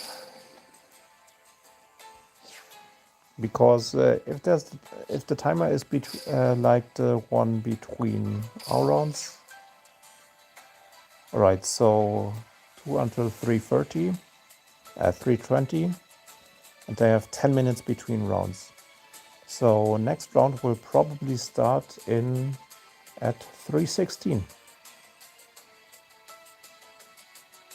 So still 10 minutes to watch replays. Is there anything that we want to watch?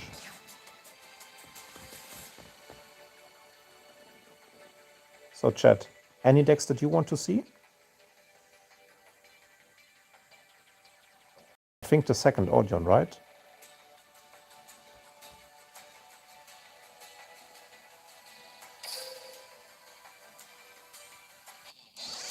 All right, so let's watch the You Say That Zenzo brought next. And let's actually see what this Odeon brings.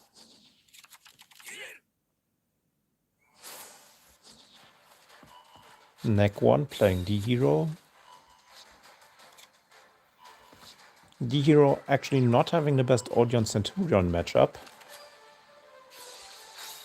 In KC-Cap it was one of the easier matchups for Centurion to play because you could basically outgrind them. Because you will never get Plasmad. So let's see what Neck 1 plans to do here.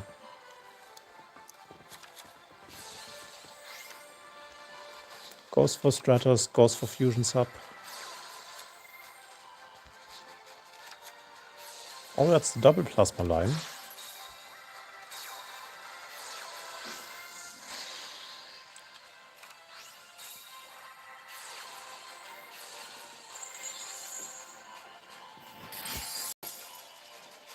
And it is Labyrinth.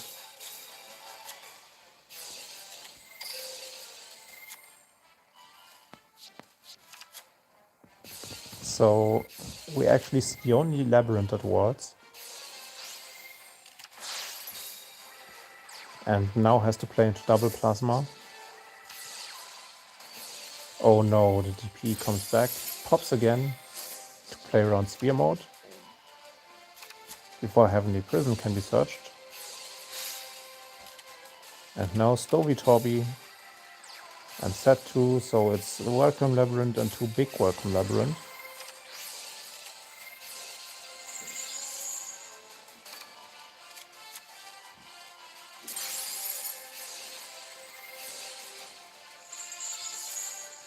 And Labyrinth basically trying to stall it out because they can clear one Plasma every turn with Prison. So IDP here, getting rid of one of the Plasmas. Stovey Torby comes back, Chandelier comes back, Welcome sets itself back. Now going for another Labyrinth monster here. Going for the Phoenix. Oh, is he going into Goddess? He is going into Goddess. Clears the second Plasma. Activates the big Welcome and attacks for game. Labyrinth actually taking the game against Destiny Hero. Very well played. Right, so no, round number 2 didn't start yet.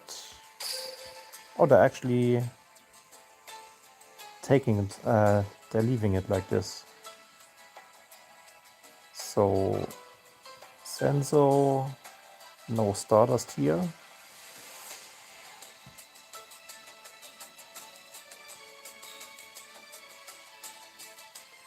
I don't see any Stardust from him.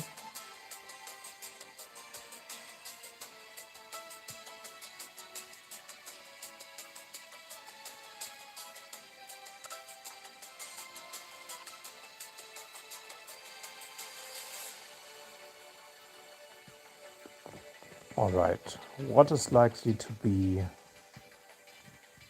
Okay, Paris against Norrentino on Infernity against this. Yeah, it was probably his last deck and then he lost 3-1, so that's why we didn't see it. We haven't watched Ents at all, so let's watch Ents against Lost Bryn. We will just start off with the bottom one and see how it goes from there.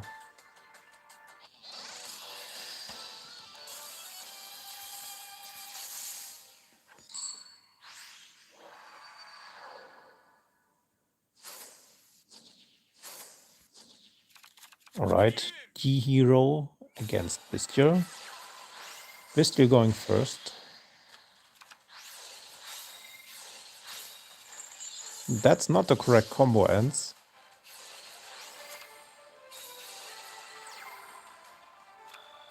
Wow, that didn't look well. Lost Bryn also bringing the board breakers on Destiny Hero.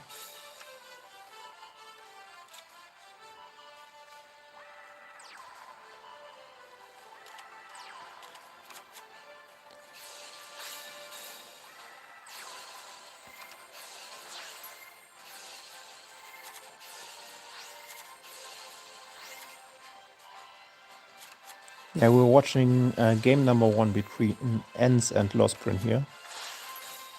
And a lot of people were actually starting to bring board breakers on Destiny Hero instead of hand traps because hand traps just didn't do enough, so they wanted chance going second. And this was a very quick one. So Lost Bryn actually playing a mix of board breakers and hand traps, using Bell. I mean, Destiny Hero doesn't need a lot of extra decks, so it makes sense. Oh, Ents already using his second archive skill in game number 2.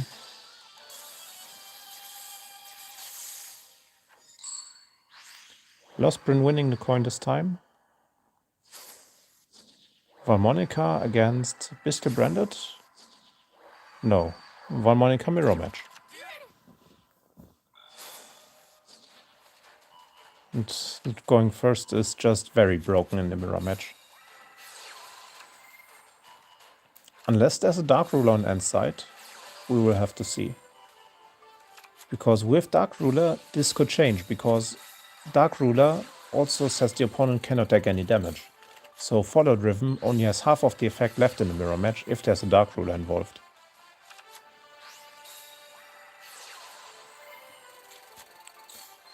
Asara hits the Follow Driven. Pendulum summons 3 monsters. So only Follow Driven left in hand. Now has Follow Driven Creation. Now goes into Lugaris.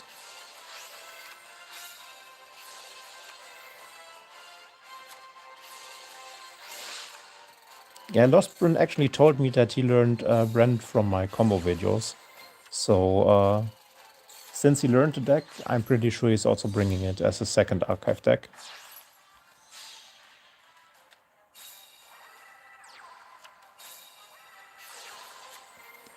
So terraforming into Field Spell, not a bad start.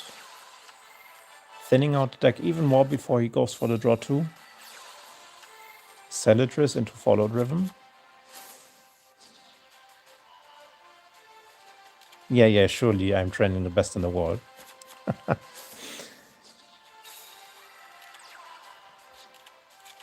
Follow Driven for trap, and he has the Dark Ruler. So Follow Driven has to be chained here.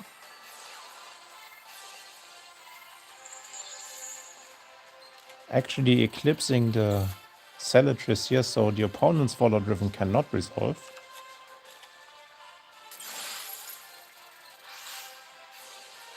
And this eclipse was just brutal. But like I said, going first in the Valmonica mirror match is broken. Ents qualified in the... Wait. Ents didn't qualify by points. I think he got first or second place in the regional qualifiers, right? Norrentino got first. No, Norrentino and Viper qualified from North America, so Ents had to be qualified somewhere else, so it might have been points. Yeah, so actually instead of Viper, Josh should have qualified, but he was too young, so he couldn't go to Worlds. Yeah, Lostprin going first in the mirror match. Oh, Norrentino was Latin America. Okay, so Ents got it from the regional qualifiers. Yeah, you're right. All right, game number 3. Yeah, so Ents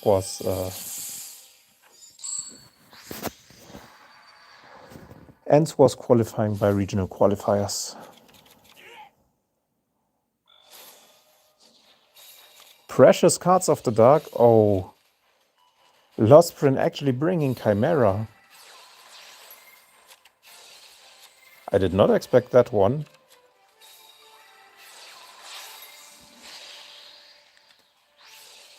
Oh, does he just want to stun out the opponent with End of Anubis?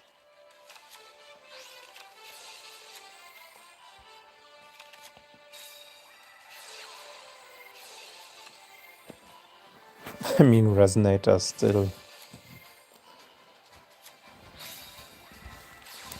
Oh, Camelum to do piercing damage.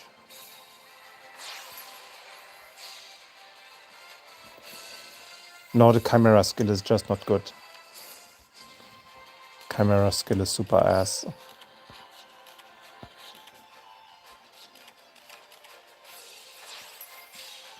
Attacks into Stardust. Goes into Changing. And now just Eclipses to end the turn. Is there anything Infernity can do?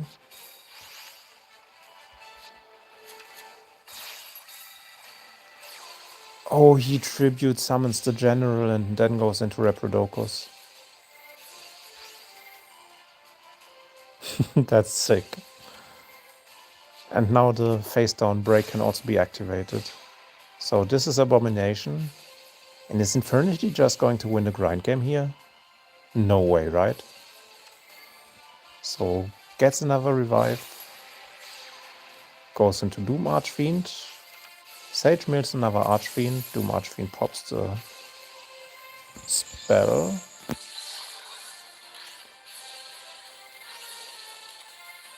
Archfiend gets another suppression. Now uses break. And ends timed out.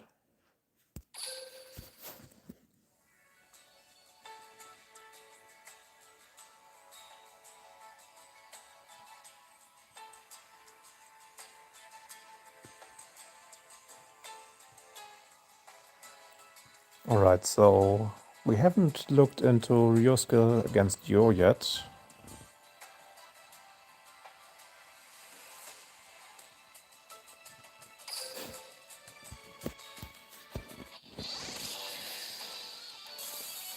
Oh, that's the 4th game. Alright, so that's a win for Yo with Destiny Heroes. Oh, I see. The first replay is at the top each time.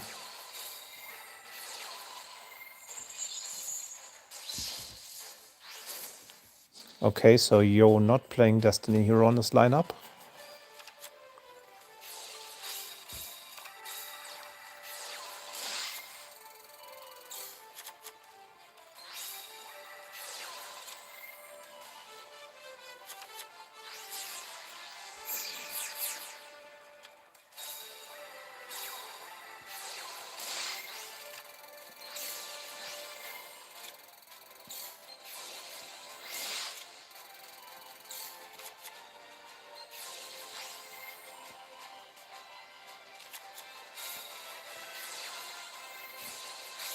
This Ammonia getting barreled, so the resource cycle is kinda broken. And Yo is actually running a Steel Swarm Roach here. That must feel really bad for Yosuke. And now I also know why Yo won that. Ruddy Rose, summon gets... Oh no, it actually doesn't negate the summon because there's no Black Rose.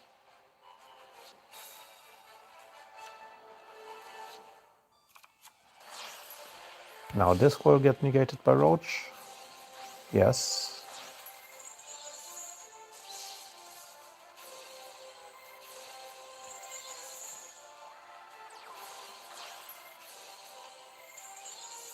Actually chaining here so he doesn't get trished.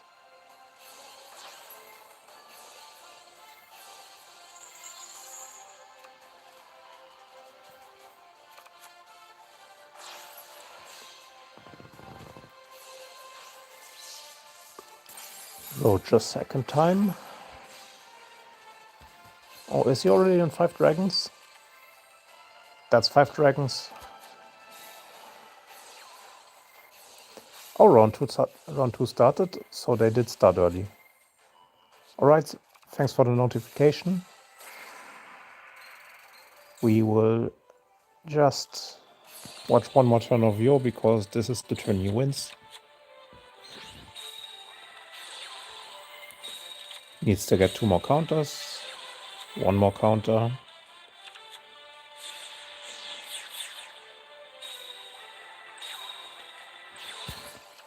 According to the schedule that they posted, it should start in 8 minutes, but if you say it started, we will have a look afterwards.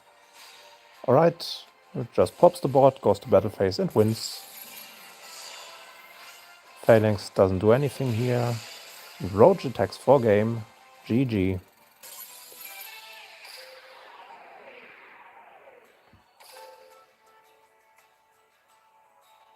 Let's wait for it to update.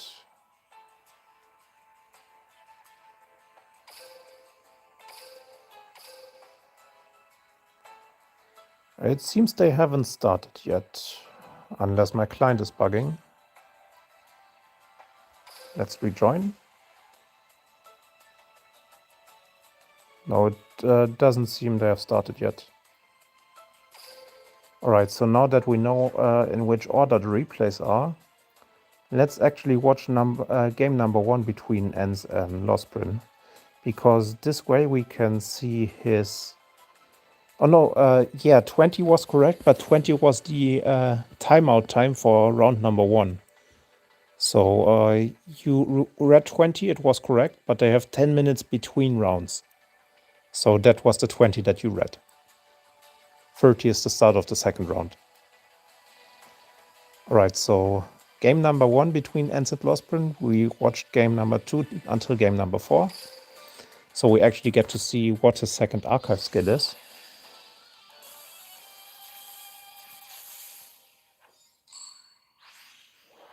Losing the coin to Destiny Hero. Yeah, he did bring Branded Despia.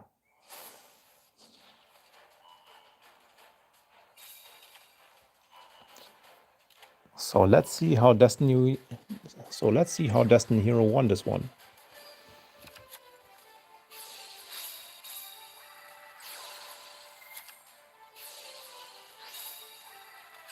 That Magnamut doesn't do that much here.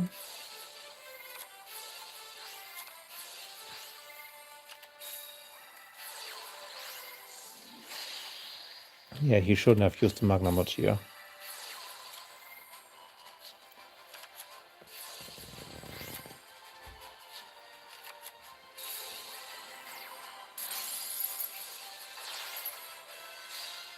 Yeah, this is the point where you rather hit it. Oh, he had a second Bestial, but there's Bell. Sad times for Losbrin. Still, he should have waited for the Cross Crusader, because he had double Bestial.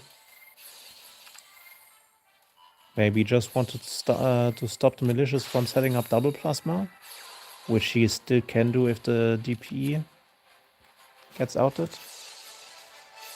Actually not taking to stop the second skill from activating.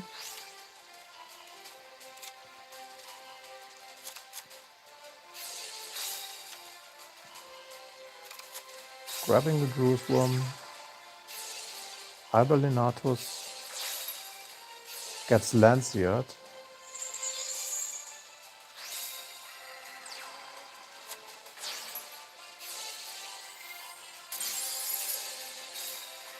Deeply pop to prevent Lost from hitting the board.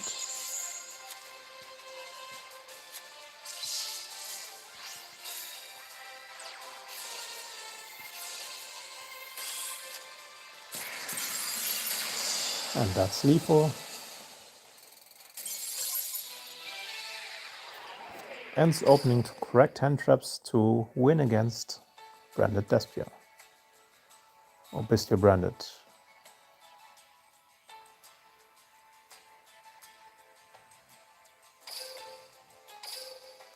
We will get notified, right?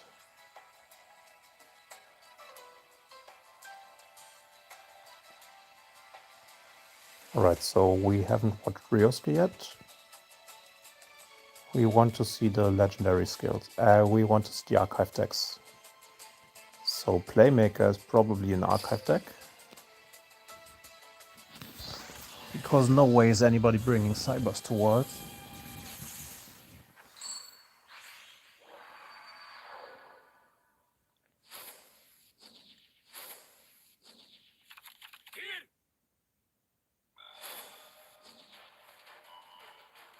Oh, if you want to get better at Duel Links, you should first try to learn all your decks. And if you know how to play your decks, you should probably start watching your replays to see how you played your deck against your opponent. Because most of the times there are some little interactions that can be improved upon. So reviewing your games is one of the biggest parts for getting better at the game. We actually see Albion in the extra monster zone here. That's interesting. Alright, he uses it to go into Philia Regis. Was just a bit strange to see it sequenced like this. But still lands on full board. Just missing out on one card in hand. Probably to play around certain hand traps. Ryosuke also bringing Snake Eyes.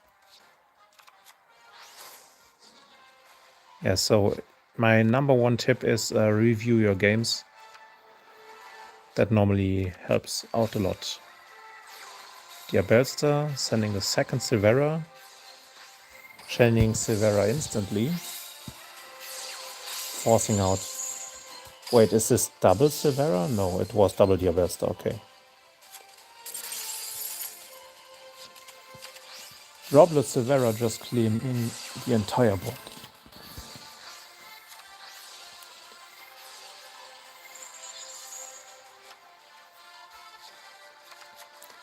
There's still banishment in the back row. But we do have subversion. Can put one Silvera back into deck. And now Phoenix forces out the banishment. With subversion still in the backhand, Mirror Jade has to banish now. Gets put into back row. Nightingale because we can't kill. Or can we actually?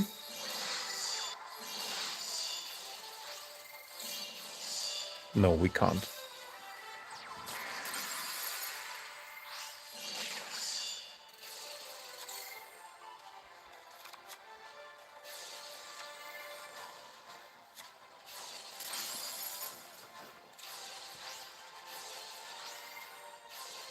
Diabellstar coming back.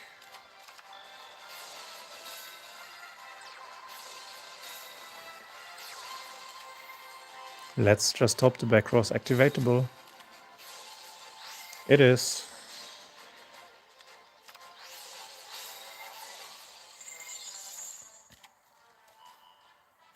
What exactly do you mean? Decks you can't buy?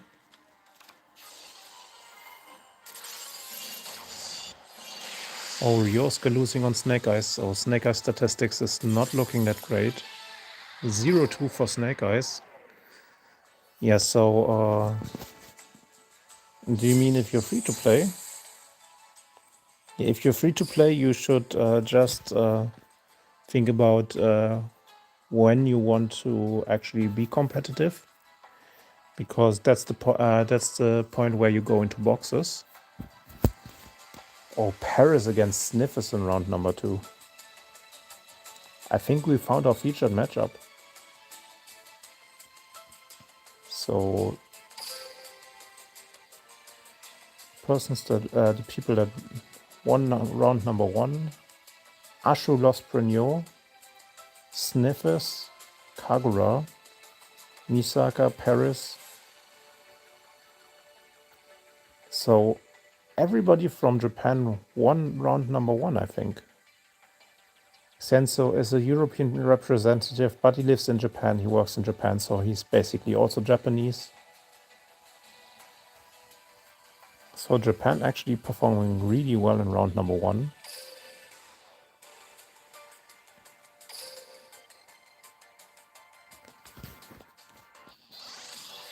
Let's watch the MNP featured matchup. Paris starting off with Valmonica against Sniffers with Valmonica. Or is it pistol branded? Oh, it is pistol branded.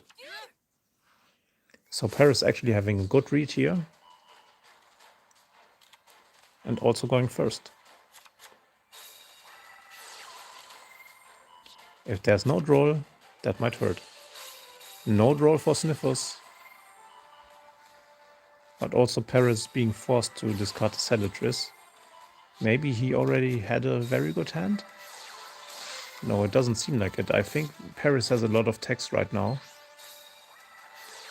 Because it's just one card comboing here.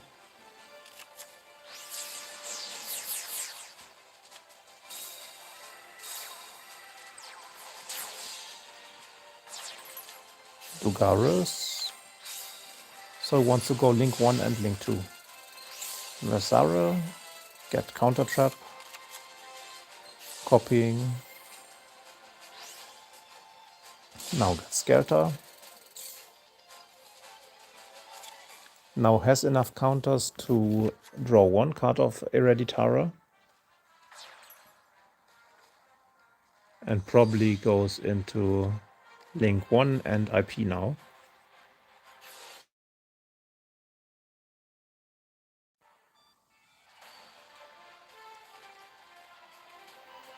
So if your question was how you get better with just free-to-play decks, I'm actually working with together with Ryan right now, and I'm bringing out a guide for free-to-play.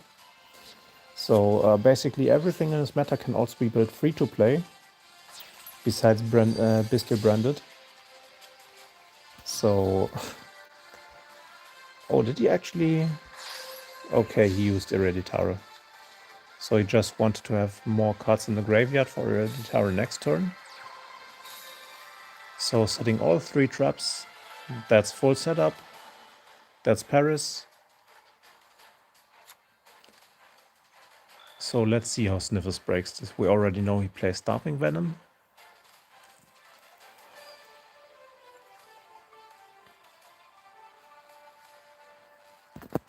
Taking his time to consider his options.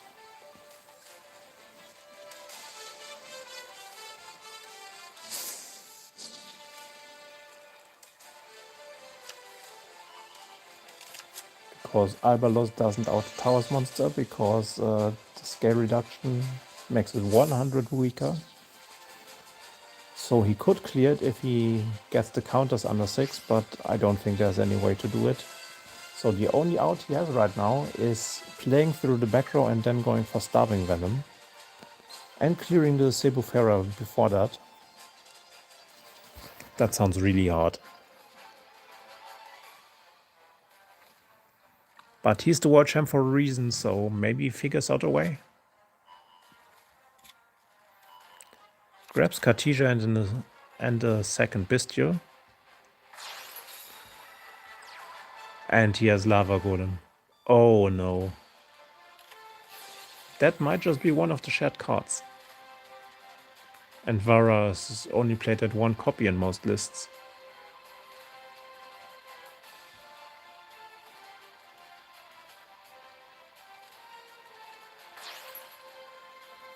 Oh yeah, in that case you really need to watch the replays. And even if you don't play the decks, learn how they combo. If you know how they combo, yeah, if you're unsure about the decks, read up on them, learn their combos, save the replays, and read up on what their cards do. Most decks have certain restrictions in place, so you can play around those restrictions. Like for example, if a new box comes out, there's always gonna be some room for error. People are not playing perfectly, so this is time to learn. That's the best time to learn.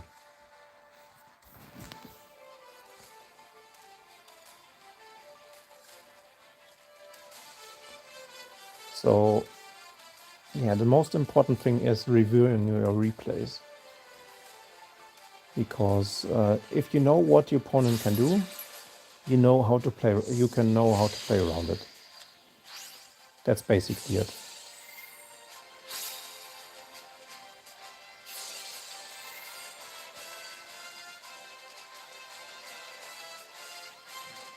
Chain blocking the Lubellion here. I mean, there's still 2 Fallout Ribbon to play through. So Paris still in a good spot.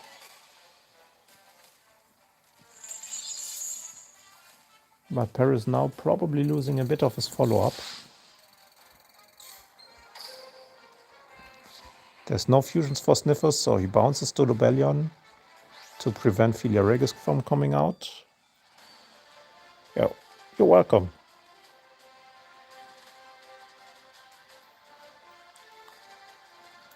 So what will he actually summon? Will he go for the Albion to get a fusion into rotation?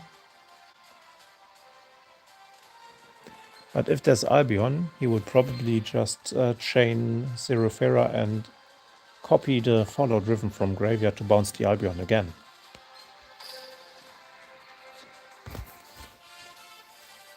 Very tough spot for Sniffers here. Because if he doesn't clear the Zebufera, yeah, he does go for the Albion, he needs to clear the Zebufera here. Otherwise, Paris can just link, pop the monsters, and then go for Leafer.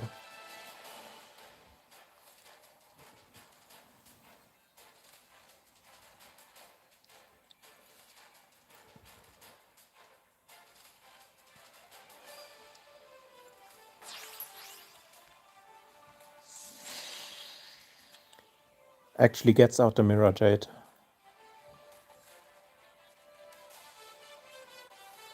So Sniffers is still in this. Uses Mirror Jade to banish the Zebufera. Zebufera chains and bounces Mirror Jade.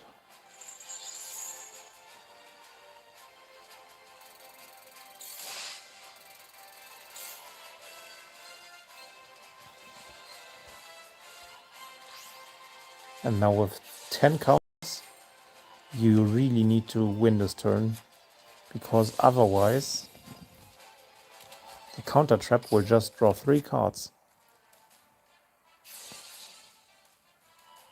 Yeah, Sniffers being the world champion obviously makes him have more spectators here.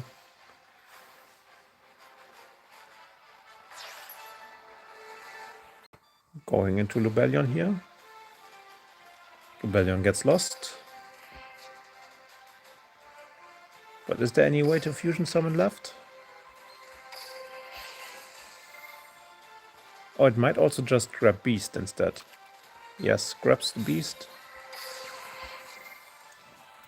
Goes for Branded Fusion.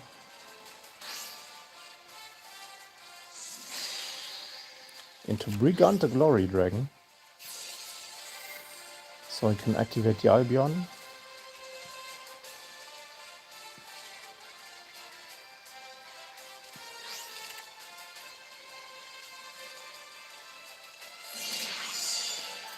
And just swings for 3k. That doesn't look too great for Sniffers.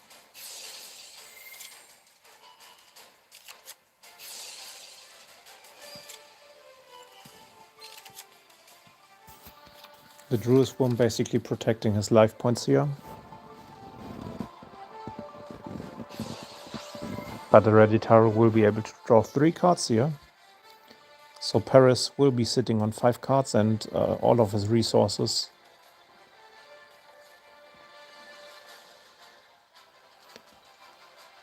Unless there's a bell.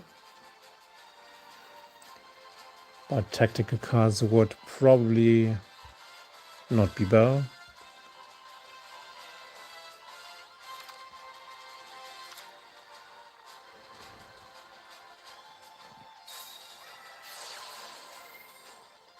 Persaro to get back a trap that he shuffled back. Hits the Celatris, basically the same.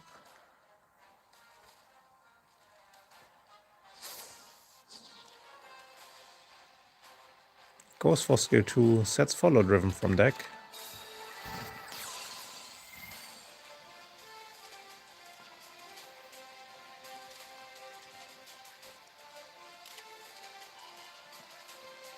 Gets the Disharmonia to recycle the counter trap.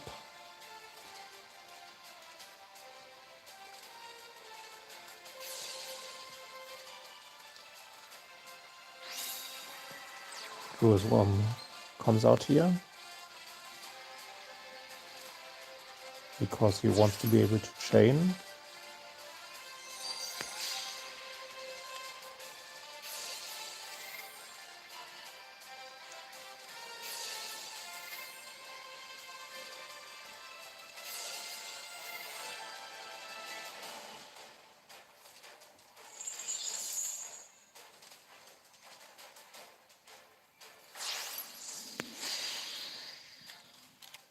And Dragostar Pillar hitting the board.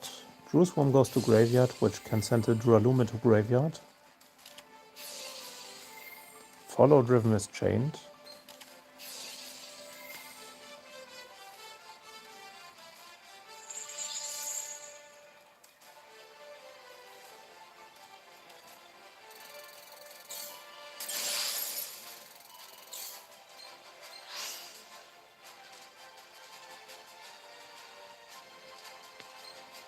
Albion being back out doesn't do anything for Sniffers right now. He just had to chain so the trap doesn't get popped.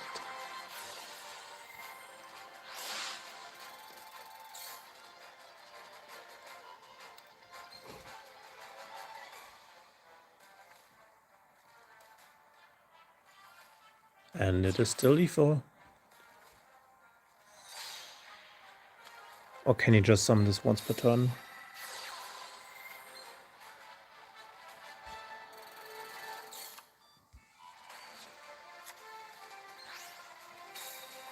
Disharmonia, getting back the Follow Driven, and Paris plays it safe.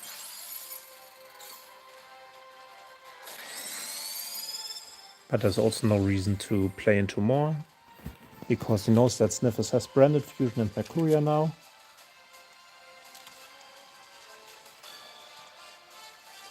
And Paris can still pop 3 monsters on the opponent's turn. Also 16 Harmonica counters already, so Sniffers is not winning any battles anytime soon. Oh no, there's a second Lava Golem. Creation triggers, it goes into another Duralumin, I assume. No, Sebufera, yeah. Sebufera, so there's still interruptions left, and Sniffers just passes turn.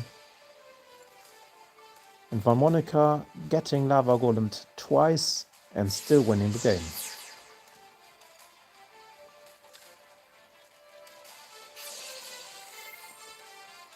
Paris really played that well. But Sniffers also not being on the most resources here.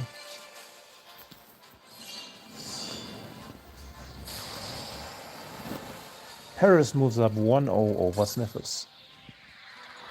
And this game took a long time, so we will probably see everybody else in round number 2 already.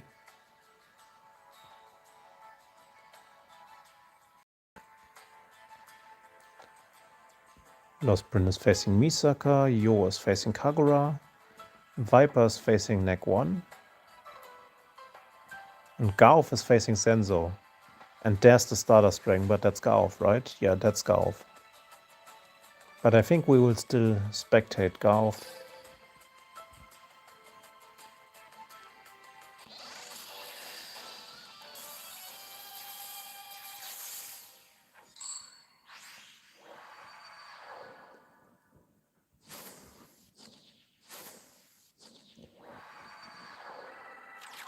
Gaof losing the coin again.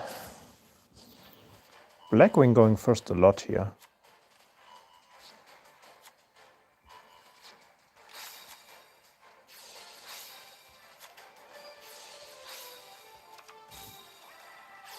Banishing Vata means he has a second one. Summoning the Sudri. Grabbing the second Vata. Grabbing Twin Shadows.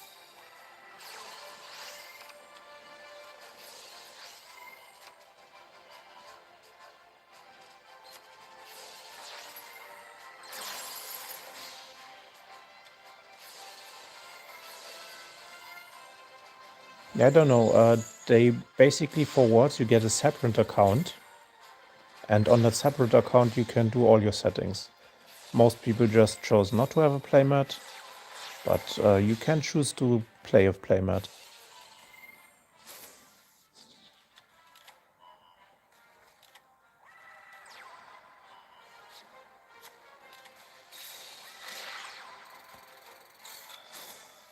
What's this end board?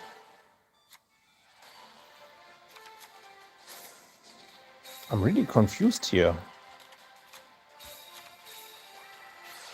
Is this end board actually good against Harmonica? I mean, sure, you have full armor master, so they cannot kill you. Oh, and there's Droll. And Bell.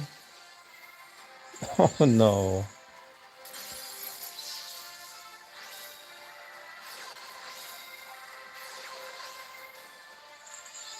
Okay, I understand why he went for that. He just wanted to have the Shamalan graveyard, which recycles the Sudri. Makes sense.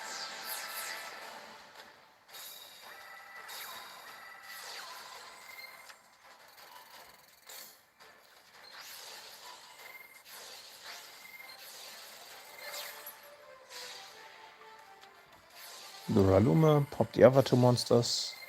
While one protects. Now goes Typhon. And just passes back here. Extra normal summon.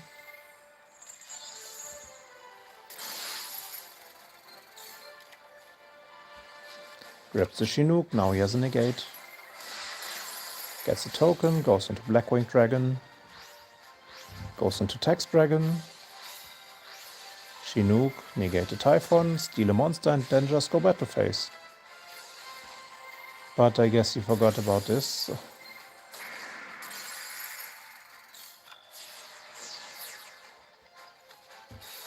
Sense of forgetting the scale effect. Because there's enough counters.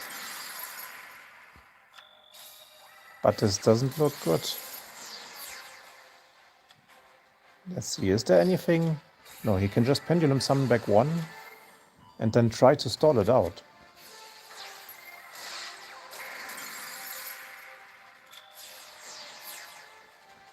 But next turn can get back to the banished cards. Is he actually just going for deck out? No way, right? I mean, if it doesn't activate anything, he should win against Garth by deck out.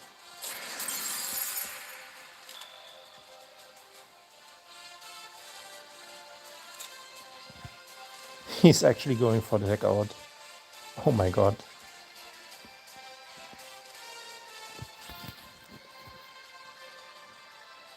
He just needs to put the full armor master into defense.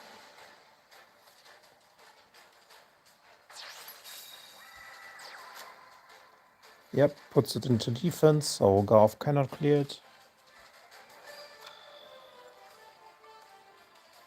Is Harmonica actually losing to this? Because normally they have Goddess to out it, but the resources are very limited here. Versare. Is this ammonia gone already? So 3 dark scales for Garth.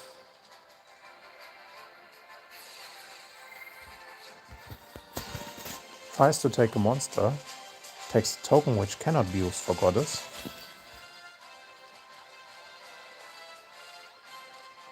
But he can go into IP. Could Pendulum summon 1. So if he has another monster in hand,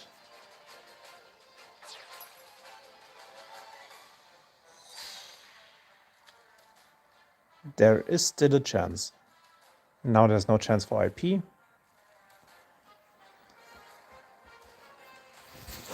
Oh my god. Is this really gonna be a deck out? We are in turn number 18. Are you not entertained?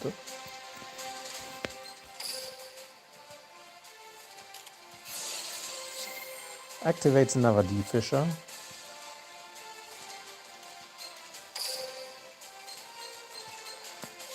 Normally Valmonica cannot deck out, but this ammonia is banished, so if Sensor never activates anything, Garth cannot get a counter trap into the graveyard. So right now he really needs to get the counter trap into graveyard, otherwise he will deck out.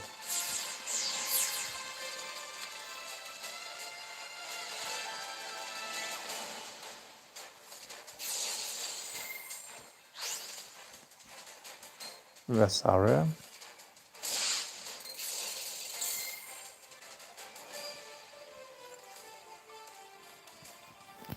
Yeah, it looks like there's only 2 more turns left for Garth.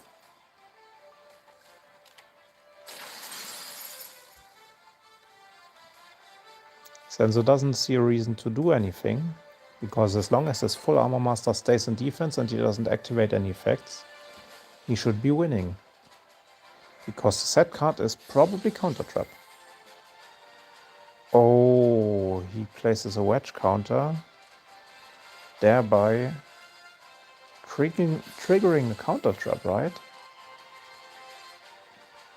Oh no. Unless he can actually win this turn, this is very risky.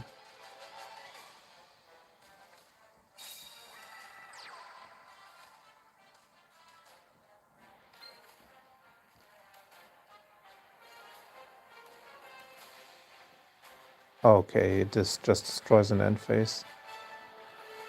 But Garth can still counter trap this. So I'm not sure on that one.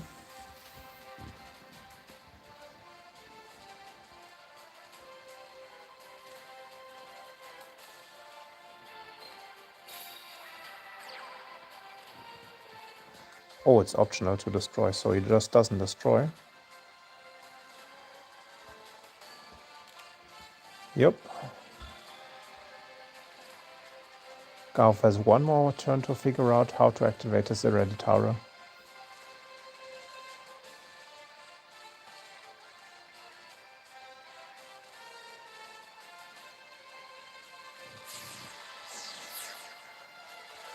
Pendulum summons.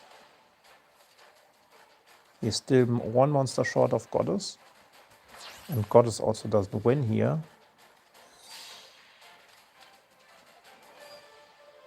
But I think he ran through all of his monsters. So there's 1, 2, 3. Yes, Garth is out of monsters. So Garth actually not able to clear anything here. Because he's 1 monster off Goddess. And cannot activate Counter Trap because Sensor is not activating anything.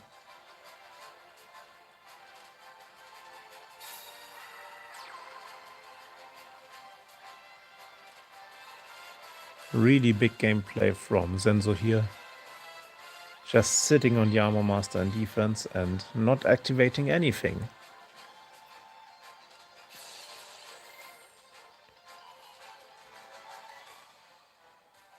Copies the trap here in a desperate attempt to bring Senzo to activate anything.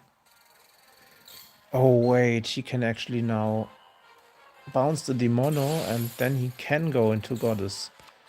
Pops his own counter trap, so he doesn't deck out.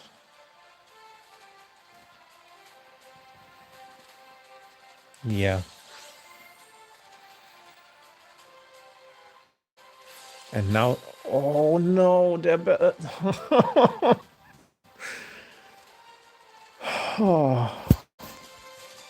This is really going down to the wire. The bell actually negating the counter trap here, and now Disharmonia and counter trap are both out. So he can still copy the counter trap, but it has a wedge counter, so now we really have to see if this works. Yeah, removes counter, so the Sebufera doesn't get destroyed.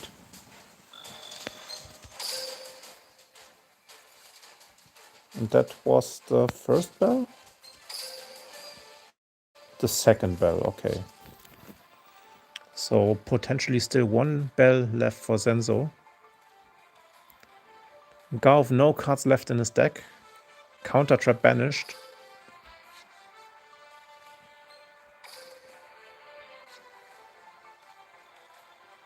Garv might just not win this anymore. Garv might really deck out at Worlds.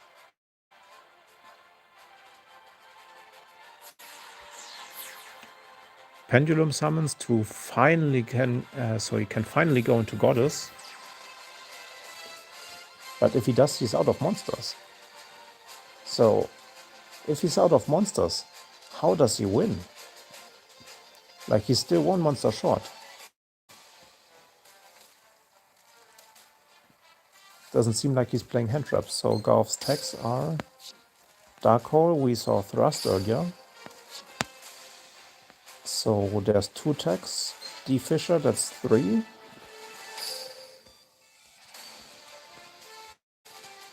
Did we see him excavate any tags?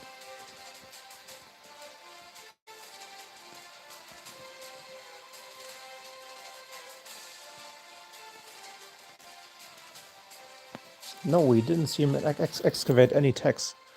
So it's probably just bot breakers for Garv, so no monsters. He's one monster short of Leafling Blackwing right here.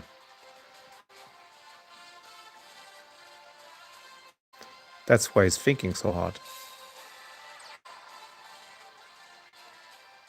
But it doesn't look like he can do it. He goes battle phase, clears the set monster. And if there's another bell, that's it. Because Sebufera can see... Oh no, Hereditar is banished. Just tries to take here. Sebufera copies the follow driven. And that doesn't do anything to help him here. Unless there's a second counter trap. Doesn't look like it, he doesn't bounce. So Senzo can just pass and win on deck out. Continues to summon out monsters in defense position. Passes turn and Garv loses to deck out because of that. Oh my god. Senzo taking game number 1. Garv having a really bad time here.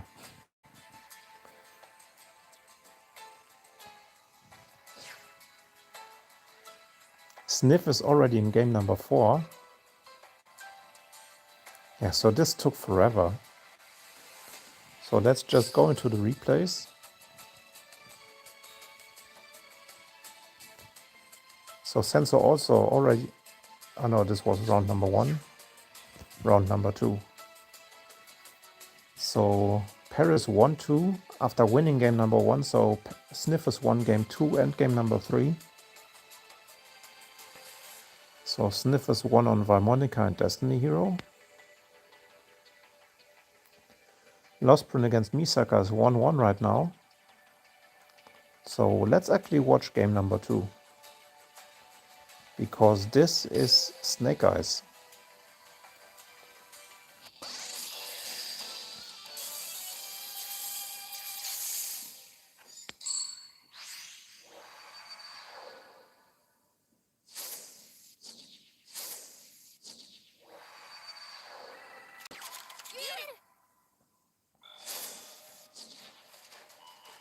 Snake Eye starting off with Snake Eye Ash, search Wanted, search Temple. Interesting, he probably has OSS in hand already. Ash, search Poplar, search Startling Stare. So yeah, there's a OSS in hand. Wanted to check for Bell.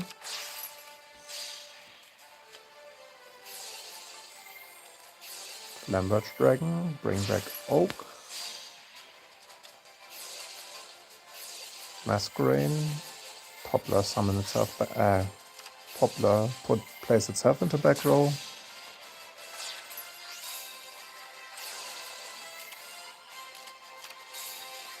Opening the same board again.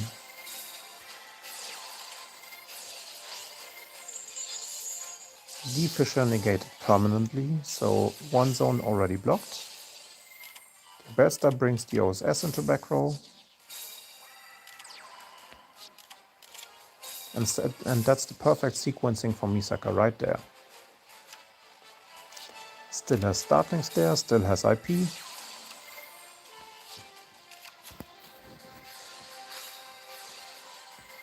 And now Flamberge bringing out the IP. Hereditary was discarded, so not what you want to see for Lost Prin. Startling Stare. Blocked by the Invitare because there's a set card.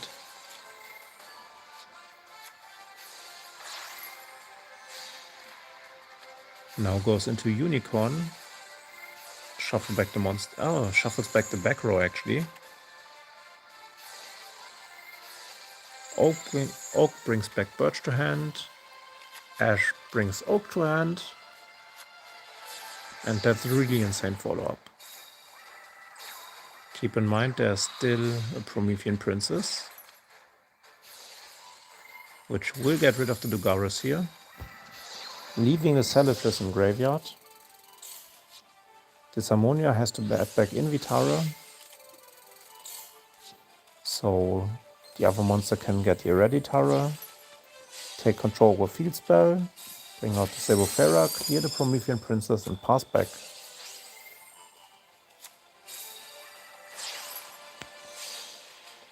Phoenix actually getting the draw here. Hereditara negating the Phoenix, but now there's a spot in the back row open. So Droplet sent the Flamberge Dragon.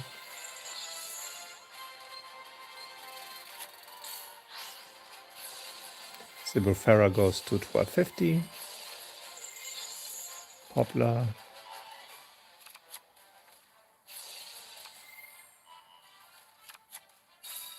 And the game seems like a formality at this point. Back row is blocked off. Actually plays the final bringer and goes for lethal. Snake Eyes 1-2 during the course of the tournament.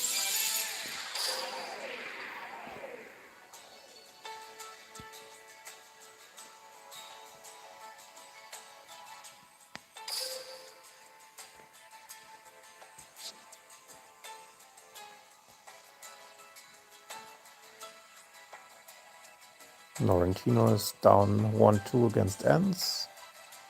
Senzo still 1-0 against Golf. Let's watch audio next.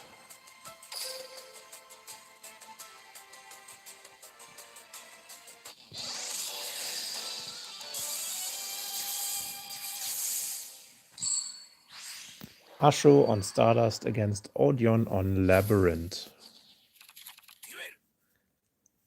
This sounds like a really hard matchup for Stardust here.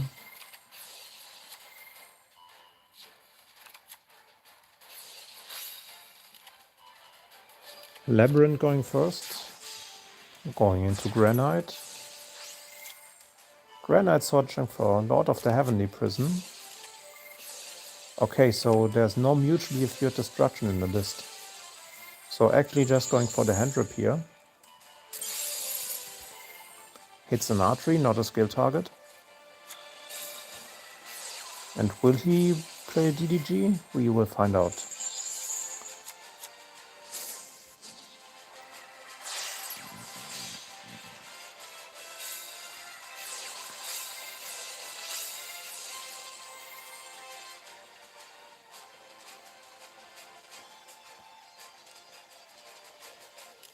Has to chain the trap here, because Quasar cannot respond to the trap and it misses timing, so nothing gets summoned out. Now for the moment of truth. Will there be a skill target?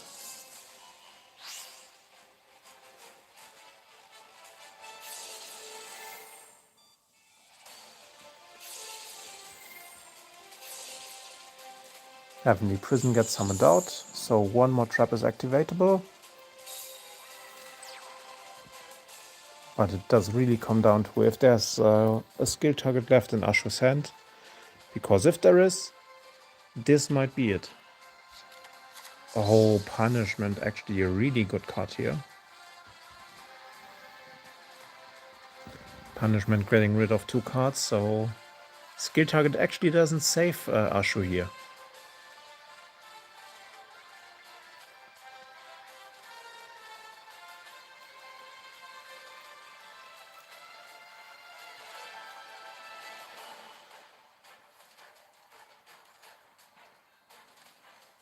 And he just passes turn, he didn't have a skill target.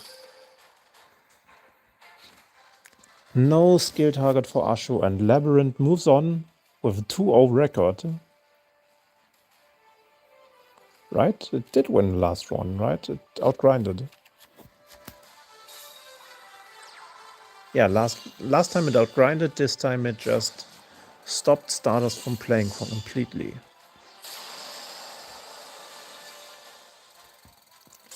Labyrinth actually 2-0 in the tournament.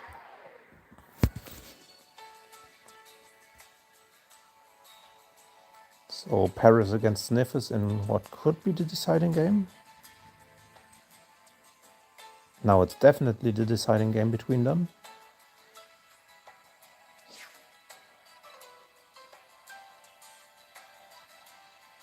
Garth pre-duel. Yeah, let's watch game number 5 between Sniffus and Paris.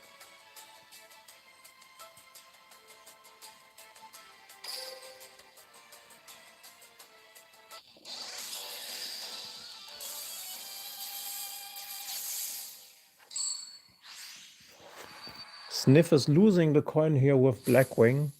That might be very bad. Oh no, he's playing against Infernity. Rest in peace.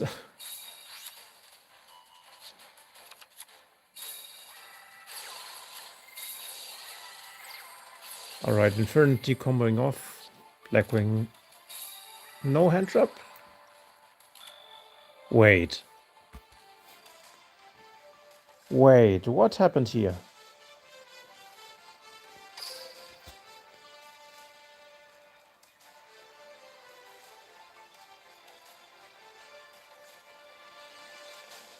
Did Paris actually... Oh, Paris bricked with Infernity. Oh no.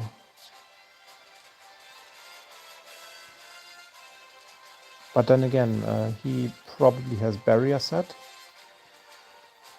And that's why he didn't... oh my god. He has barrier set, that's why he didn't go into Dweller.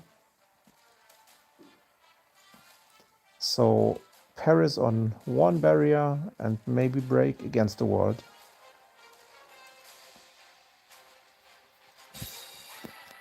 So now the pressure's on Sniffus to win this turn. Normal summons the Sudri first. Probably to check for the barrier. Gets hit by Droplet instead, and now he can't summon the Simoon. Oh no.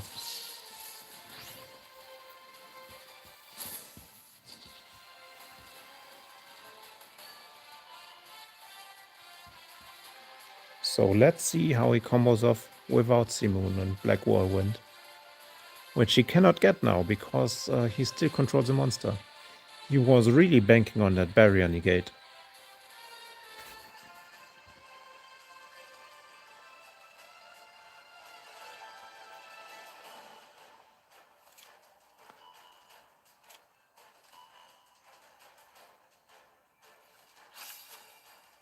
Sending the Chinook here because he needs to get a Feather Whirlwind on board.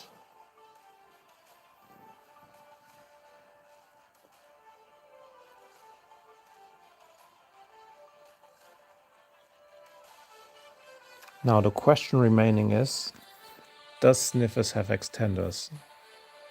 Because Vata will get barriered, so he needs another extender to see any kind of play.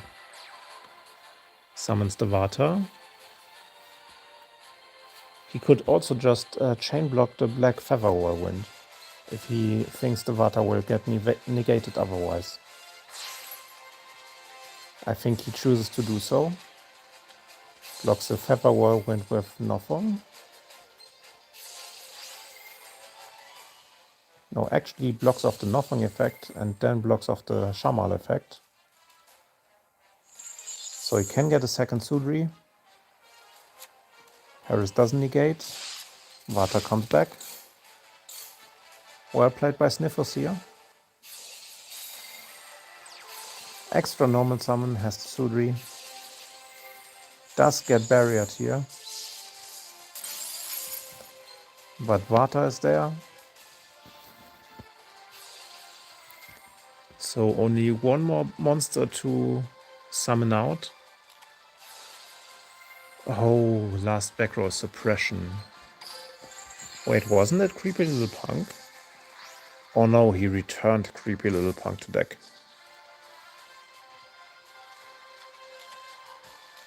Gets the Armor Master.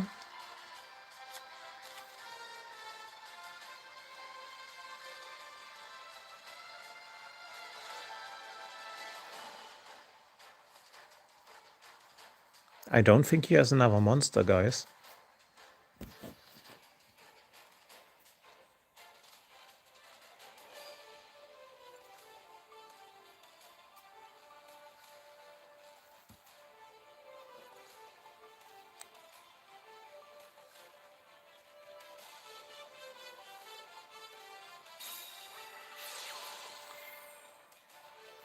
Okay, Twin Shadows. If that's Silverwind, Sniffers has it. Oh, summoning the Borea Storm, yeah, that basically does the same thing. So Borea Storm can send Sephiroth, go to level 4, then go to 10, then go to Tax Dragon, and that is game.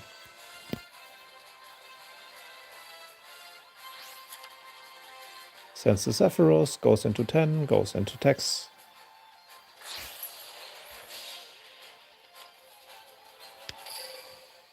Oh, he doesn't have Blackwing Dragon yet. But Sephiroth should also just be game, right? Sephiroth 600, so Paris goes to 3k. Armor Master swings over Necromancer. Oh yeah, actually shows the Chinook because he knows he has game. And sending the Blackwing Dragon to graveyard is helpful because that can also bring out the Tax Dragon here.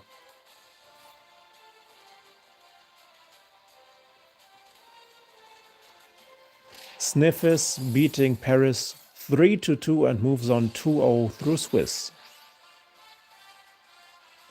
Paris now on 1-1.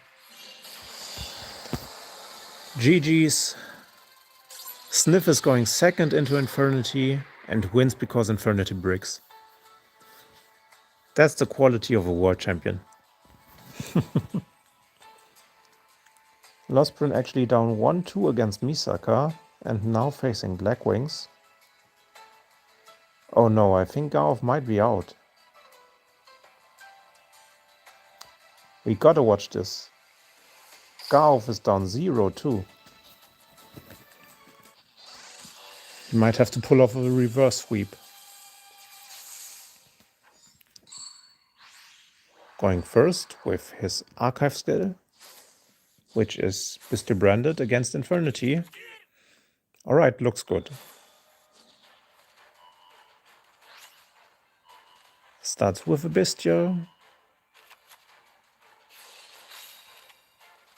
Adds the Magnamut. Summons Cartesia, then banishes Albas.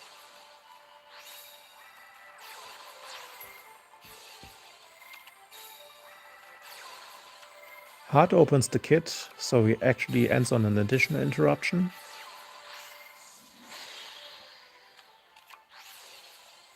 Albion effect, chain branded and lost.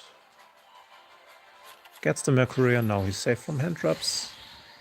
Goes Lubellion, Lubellion effect, fuse off. Doesn't chain the Cartesia here. Goes Cartesia here. Goes Philia Regis. Double back row.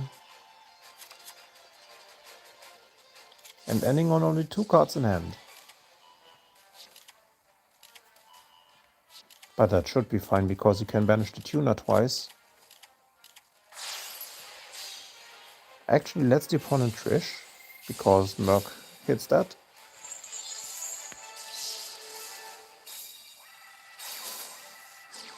Mirage then activates Revival. Grab Suppression.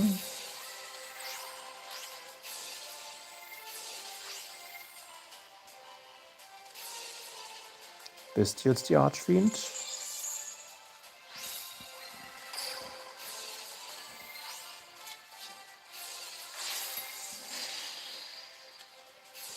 Now goes for the back row. Lost is active.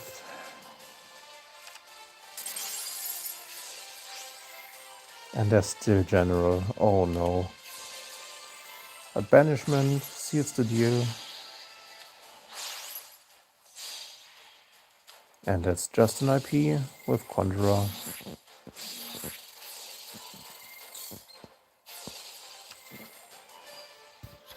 Garth going 1-2 here. Wins the game against Infernity. So let's go to game number 4.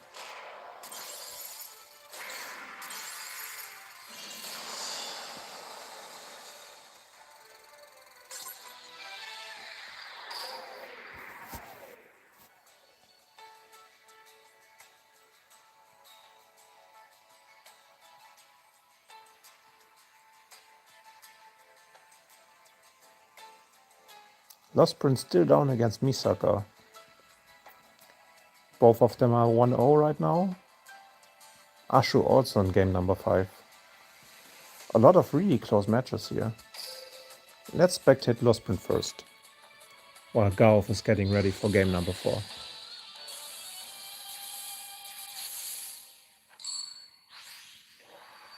Blackwing going first against Infernity. Will be interesting to see how Infernity tries to out the Towers monster when Goddess can be prevented by Silverwind. I'm also looking forward to see what Misaka actually ends this time.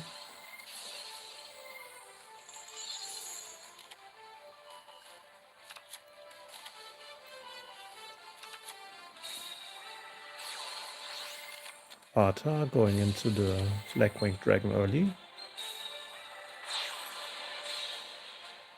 If he plays it correctly, he is able to keep his life points at 4k and just get 3 counters on the Blackwing Dragon.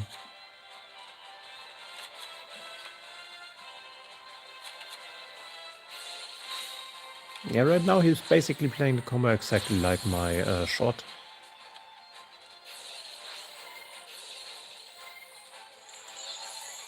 Gets the Sephiroth. He gets an additional Shamal to graveyard because he has Sephiroth already. Goes into Hot Red, goes into Armor Master.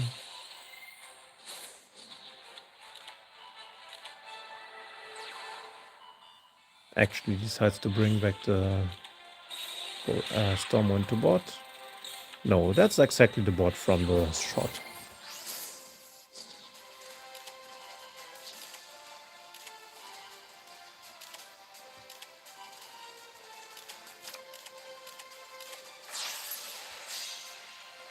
Doom Archfiend to force out the first card.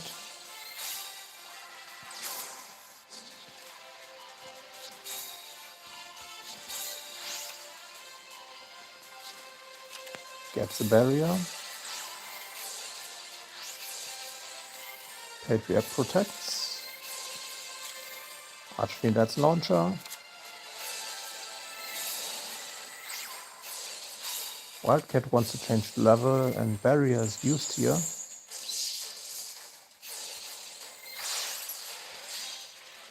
Going into Trishula. played out to close, and now he is free to use the launcher.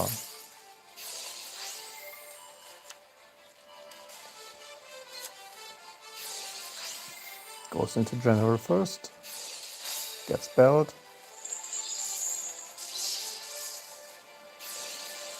uses Conjurer and then activates launcher. Gets hit by the hot red, which was not negated.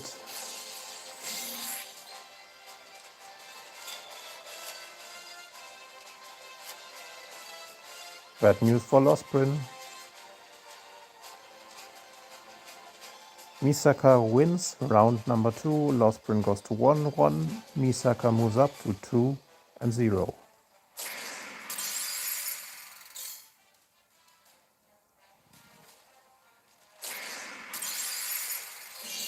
Yeah, I feel really sad about Losprin losing this one. But then again, Infernity just deserves to lose. But everybody's brought Infernity, so that's no argument.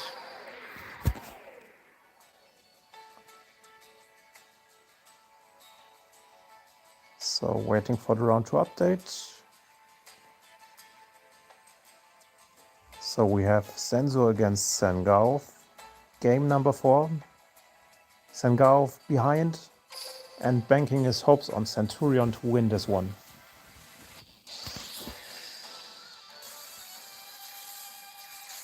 He's up against D-Hero, which is a good matchup for Gauf. And going first, this should be his game. Like, he can one-cut combo ends on triple Omni Negate, and D-Hero cannot do anything about this, I think. So now we will see if Senzo is also on board breakers or if he's on hand traps. Goes for the Crawler. Is he actually playing Arclight? He is playing Arclight.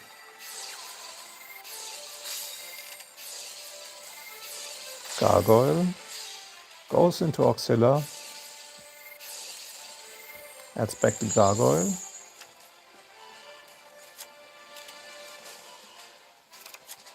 Grabs the Phalanx. Brings out Gargoyle again. Sets 2 and passes turn. Just gets sphere moded.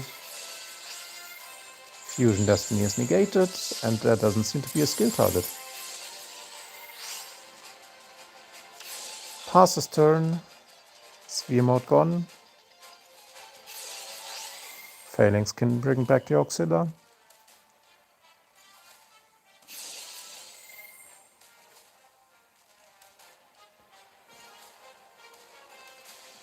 So Destiny Hero opening the sphere mode and then breaking. What an unfortunate turnout for Senzo, but good for Gav because he was one game away from dropping out of Worlds. If you lose 2 times, you are out.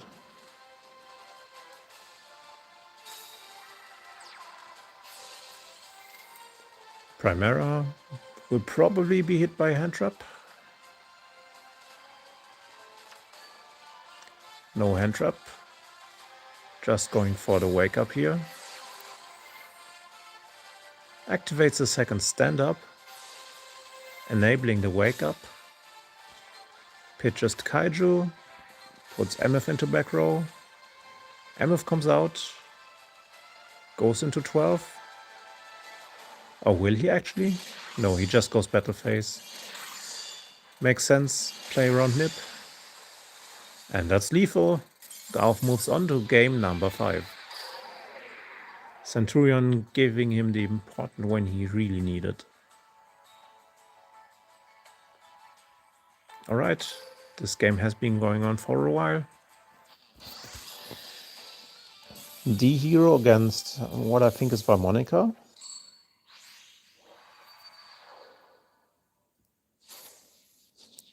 Oh, Norrentino also bringing Snake Eyes, so there's actually a lot of Snake Eyes at Worlds.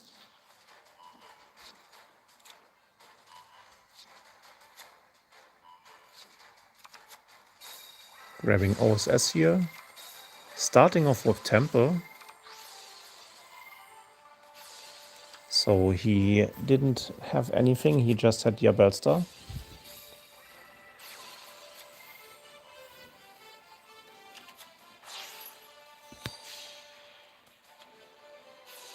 Goes for IP, checks for Bell. Goes Promethean. And gets Belled, but he should have seen this one, right? So it's just Sunlight Wolf, Diabellstar. Yeah, he didn't check for Bell with Diabellstar. That's unfortunate. But then again, Flamberge goes back to hand here. He sets the Silvera, so he still ends on everything, except the Nightingale. Let's just hope this doesn't turn out too bad.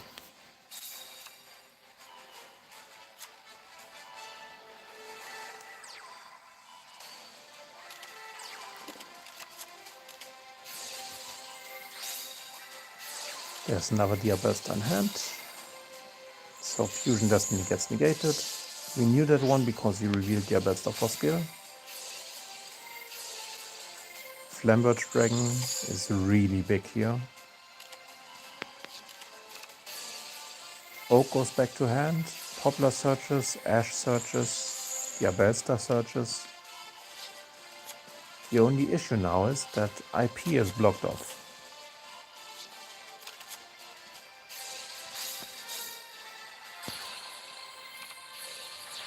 Ferris into Increase, into Vion. Vion goes to back row. D-Force into Plasma. But Plasma is a sitting duck right here, because if he sucks up a monster, ends is out of back row spaces.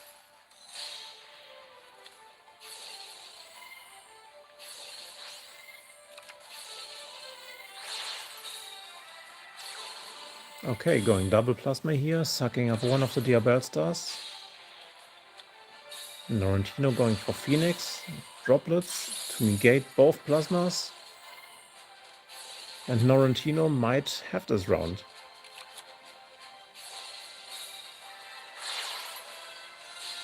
Fuses of links of one of the Plasmas. Brings another Oak from deck to hand. Gets Diabellstar back, and with that, Norrentino winning game number 5. Snake Eye moving to a score of 2-2. From what I've seen. Might be better. So Norrentino actually moving on to 1-1. Ends being eliminated from Worlds. And now, game number 5 between Senso and Gaof.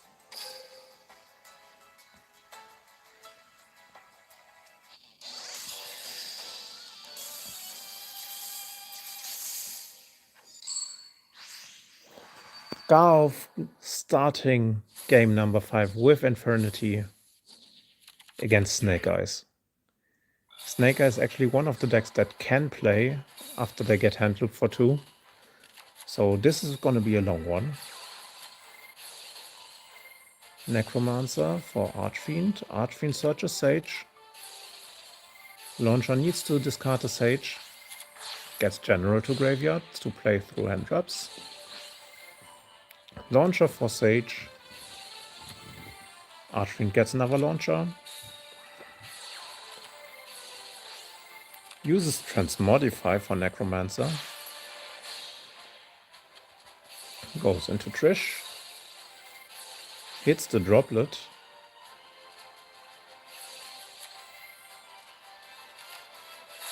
Now goes into Punk, and now we'll move on to Mirage.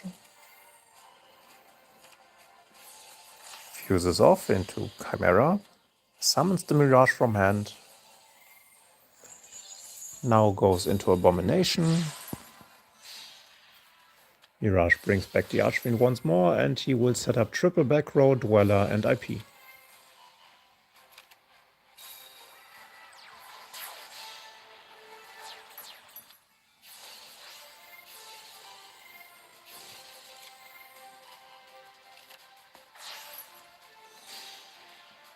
Now for one last time, activates Punk, brings back Archfiend, Archfiend grabs Barrier. So he will end on all 3 Infernity traps, Dweller, IP, and Abomination. Spiritualism not going after the barrier here. Interesting choice. Wanted resolving without issues. Activates skill. Reveals the Diabellstar. Let's see what he goes for.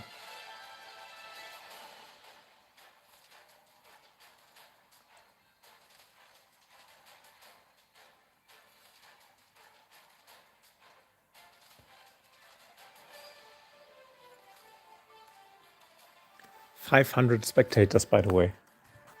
Just from the in-game feature. So everybody else is finished. Which was kinda expected after Senso won game number 1 by deck out. Grabbing Field Panel Original here. Oh, that mind control is so huge. Taking the IP. Forcing out the IP. And now chaining another droplet. Oh no. So barrier. No barrier. IP gets taken. But now he's down to 3 cards. It's just original Diabellstar. Garth actually has this one. Garth is too insane. Let's this resolve. Oak will probably be hit here.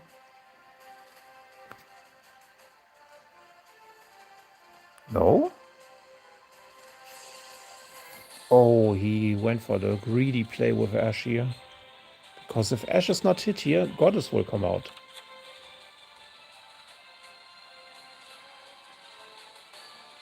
Is he really gonna allow Goddess?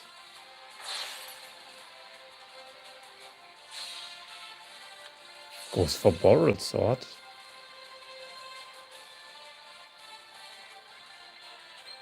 That Borrowed Sword is just lethal, by the way. That Borrowed Sword is lethal. We're seeing Borrowed Sword at Worlds going for lethal. Insane. That Borrowed Sword is protected by IP, so he cannot be destroyed by card effects. So all he has to do is swing into the Archfiend, then push Poplar or Diabellstar to defense, swing into Abomination and activate the effect. Oh, he does it the other way around. Oh no. Now Barrier will negate the effect. Actually not using the Barrier here. Am I missing something?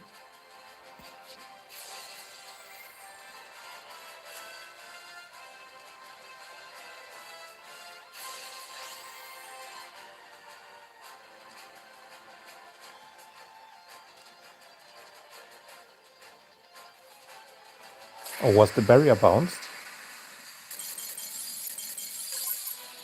And Garth is out of words.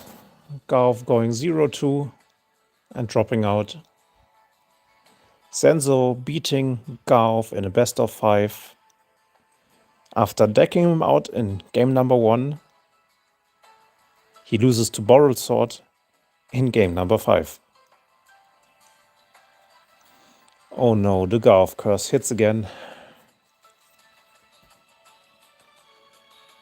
Alright, so we actually have some more minutes until the round starts.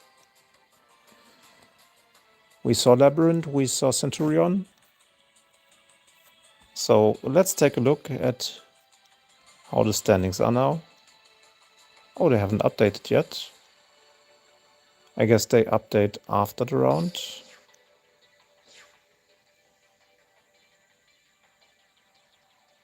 Yeah, see you later.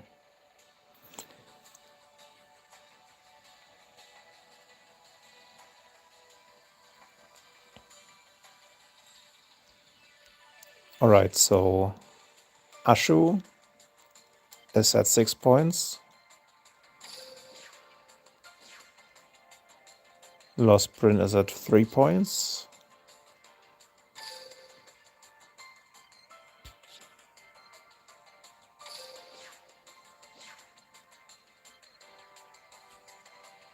Kagura went 0-3 against Yo. So Yo also at 6 points. Sniff is at 6 points. Misaka also at 6 points. So Misaka, Yo, and Ashu sitting at 6 points.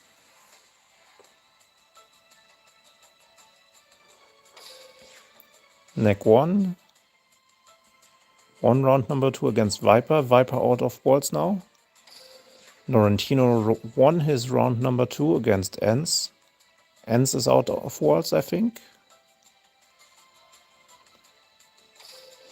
And Garth, in a heartbreaking game 5, is out of walls. He lost 2-3 twice.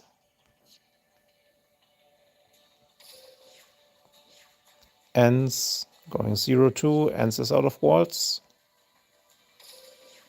And Senso beating Garth in round number 2 to stay in walls.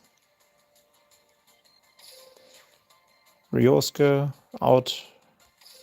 Santiras actually winning round number 2 against Ryosuke, staying in walls. And Viper is already out. Alright, so the first 4 persons already out of the tournament. If there's any replay you want to see, let me know. I'll be right back.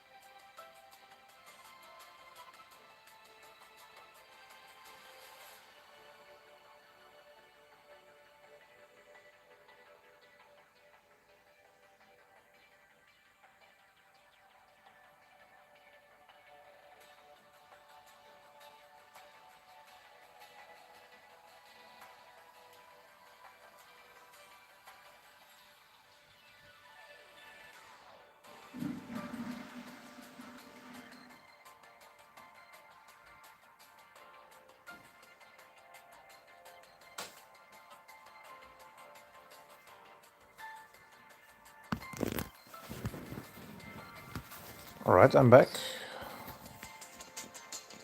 Next round hasn't started yet. Oh wait.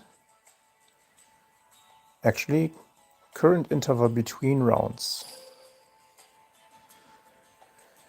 Okay, so we saw Paris against Sniffers. Yeah, so right now we have 4 people at 2-0. Sniffers, Yo, Ashu, and Misaka are at 2-0. So all of them have a really good shot at making top 4. And then on the other spectrum we have Viper, Ens, Ryosuke, and Garth. They are already out of walls.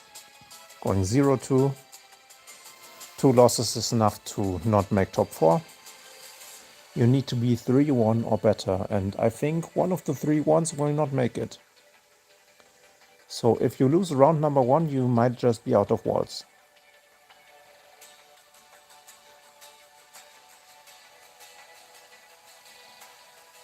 Oh, so he actually hit the barrier. Yeah, that's very sad for Garth. But I mean, it was heartbreaking for him to lose to Bell on counter trap twice. Actually decking out to that against Blackwing of all decks. But Senso doing a very good job, saving his tournament life against Garth. Norrentino also winning. We haven't seen any replays of Neck 1 in round number 2, so yeah, that's actually true, because of, yeah, Spiritualism actually winning against Infernity because there was a card in hand. Basically blocking out the entire back row. Yeah, so he probably actually hit the suppression here, because suppression would mean the entire back row is dead. Okay, he 3-0'd Viper.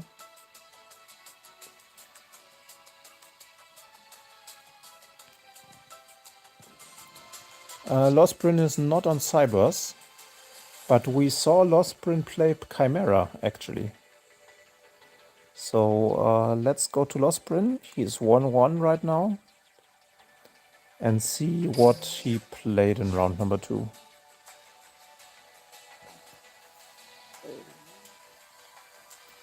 Yeah, so he is running Precious Cards of the Dark Chimera. And no, this is not Cybers.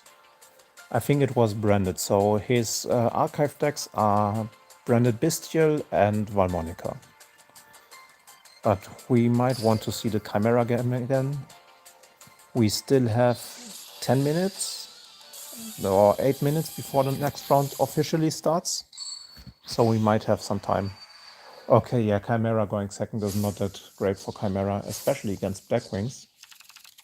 Oh, this is actually Infernity, sorry. So he didn't even get to bring Chimera as his deck against Misaka.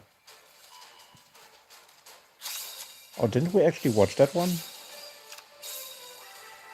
I think we saw that one. Yeah, we watched that one. Yeah, he was not able to break the turn 1. Yeah, so either Crow or Aster are his Chimera deck. We saw it in round number 1, right? He won with Chimera. Alright, so his Aster Phoenix is Chimera. Yes. Yeah, I'm really sad that Garov is out. Already one of my predictions is wrong, but Sniffer's still going strong. He needs to win one more round to make it to top 4.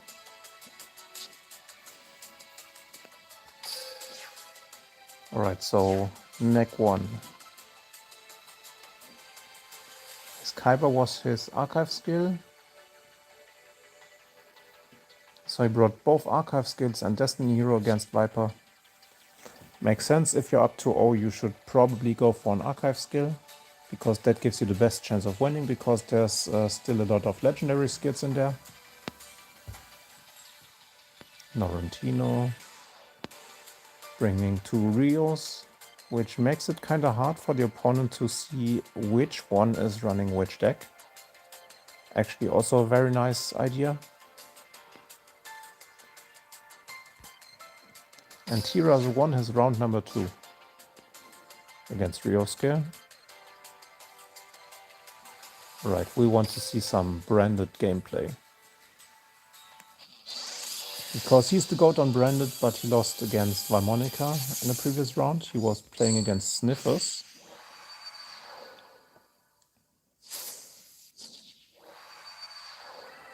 Oh, yeah, sorry. Wrong deck, wrong deck, wrong deck.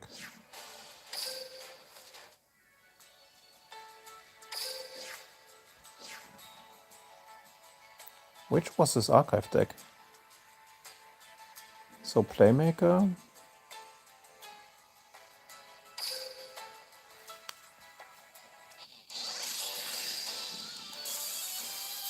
Was it this one?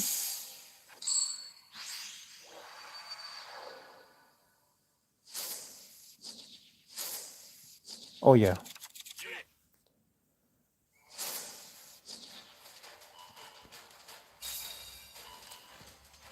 Also, does anybody know if there was a ruling made on alt styles? So can you bring, for example, 2 Cullen Kesslers because one is the alt style and the other is not? I think you can't, right? Okay, Tiras actually doesn't have to play this one because he opened Bell against Infernity. Great. So he just activates skill and then just pushes for lethal against one back row. Poor Ryosuke. Getting hit by Bell there is so hard.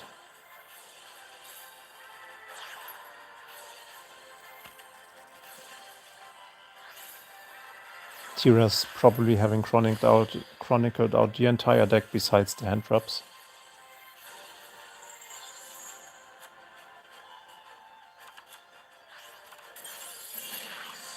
Swing, swing, lethal.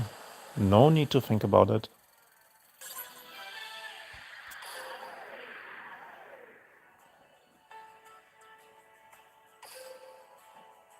Alright, still the interval between rounds.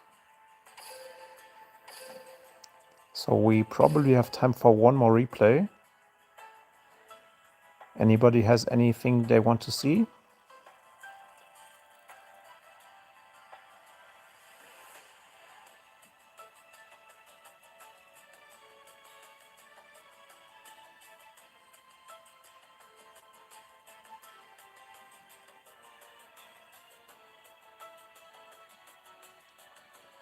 I think I want to see Yo play, because Yo is always playing so well.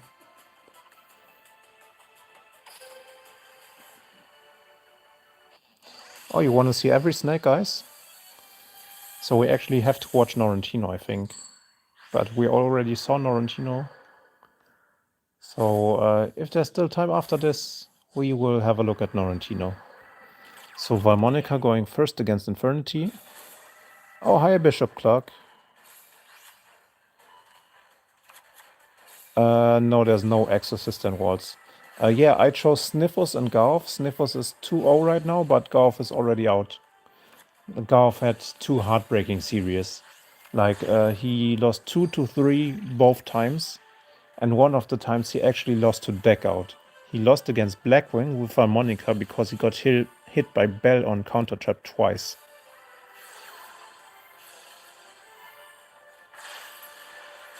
Alright, Yo hand looping. Harmonica doesn't have any way to come back. There's no reason to watch this. So yeah, we haven't watched the Marek deck yet, so let's just confirm the Marek deck. Where do we have Marek?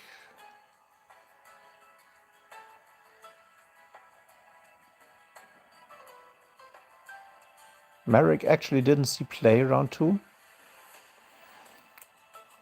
So let's look in round number 1.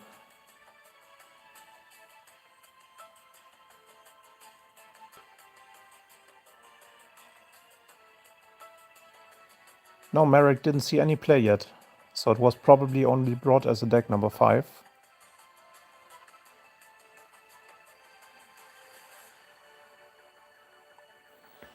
Yeah, Blackwing is really good in Worlds format if they go first.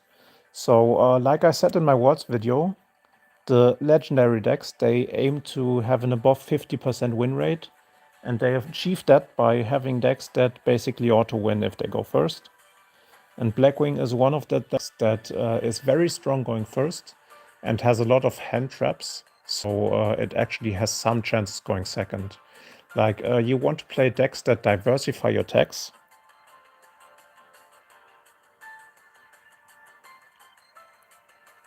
Yeah, let's have a look who brought Marek. So Kagura brought Marek, and nobody else, right? Yeah, Kagura brought Marek. Match records. Round number 1. Yeah, left Marek as the 5th character against Senzo. Round number 2, he lost 3-0, so... Alright, next round we are watching Kagura. To see what that Marek deck is.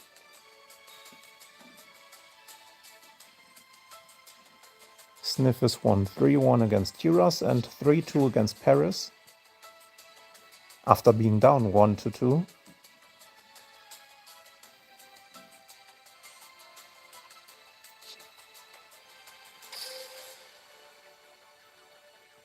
And Yo really performing well this time. Yo, last time, I think he missed out on top 4 due to tie breaks. I think he got 5th last year. Ashu and Misaka. Yeah, KC Cup points players are so good here. Wait, how many points did they end up having? Let's check. Because it should still be shown there, right? So KC Cup points, yeah, they're still showing the current season. So yeah, I ended up with 41 points. I didn't really play the last KC Cup because I was out of contention. So yeah, 250 points to qualify for Worlds via points. You have to have so many points for that. Hirashine got 6th place and was 18 points off.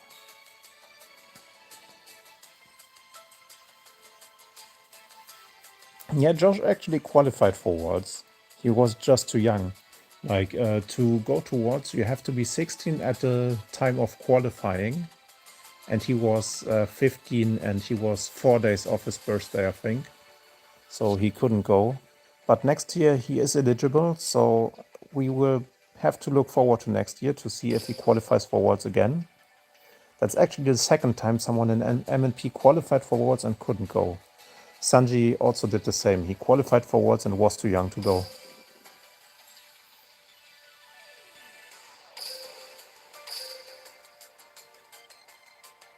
But now Sanji is old enough and I don't think he wants to try again. I'm not sure. But if you want to be sure, Sanji is also streaming on Twitch. So if you want to, you can just check it out there.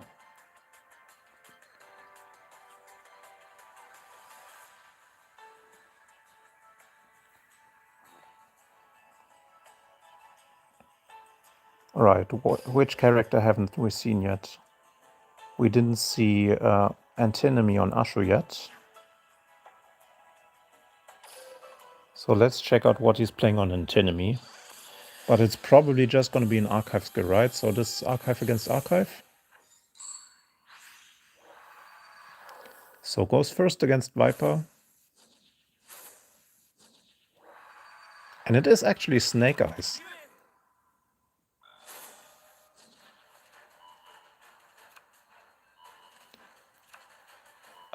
I will not end stream. I will stream until top 4 is played out.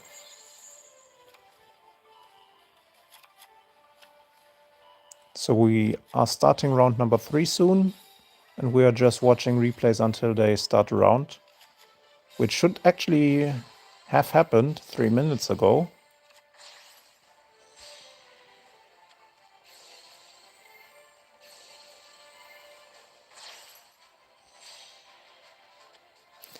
No, top 4 is also played today.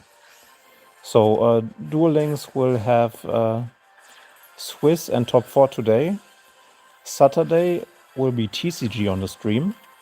And Sunday they will have all the finals being played. And I think TCG semifinals is also on Sunday. So yeah, Speed Duel top 4 is also gonna be taking place today.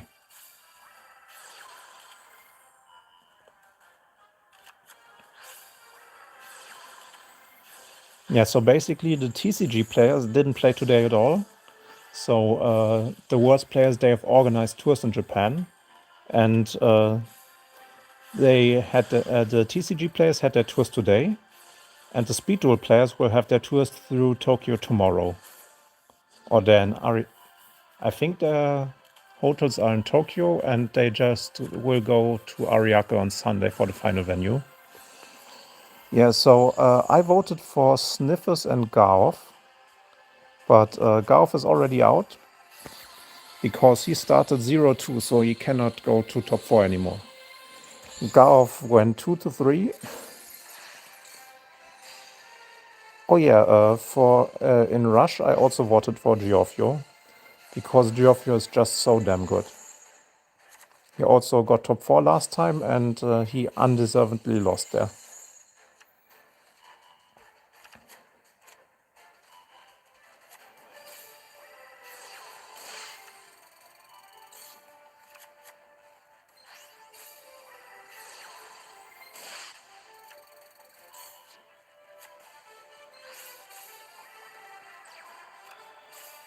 Alright, Viper not being able to break the Snake Eyes board.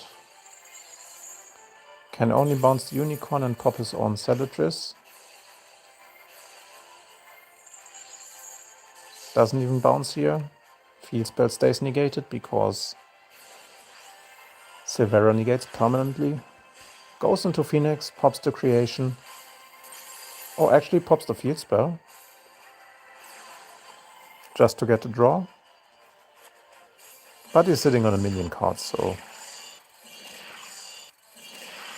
And that's lethal.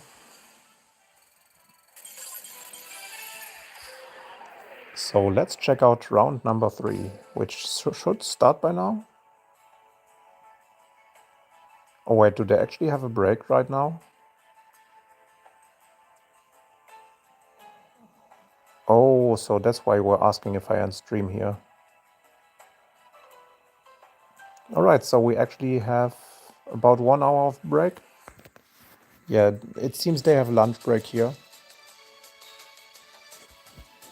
Let's look at the schedule again. So, for the world schedule...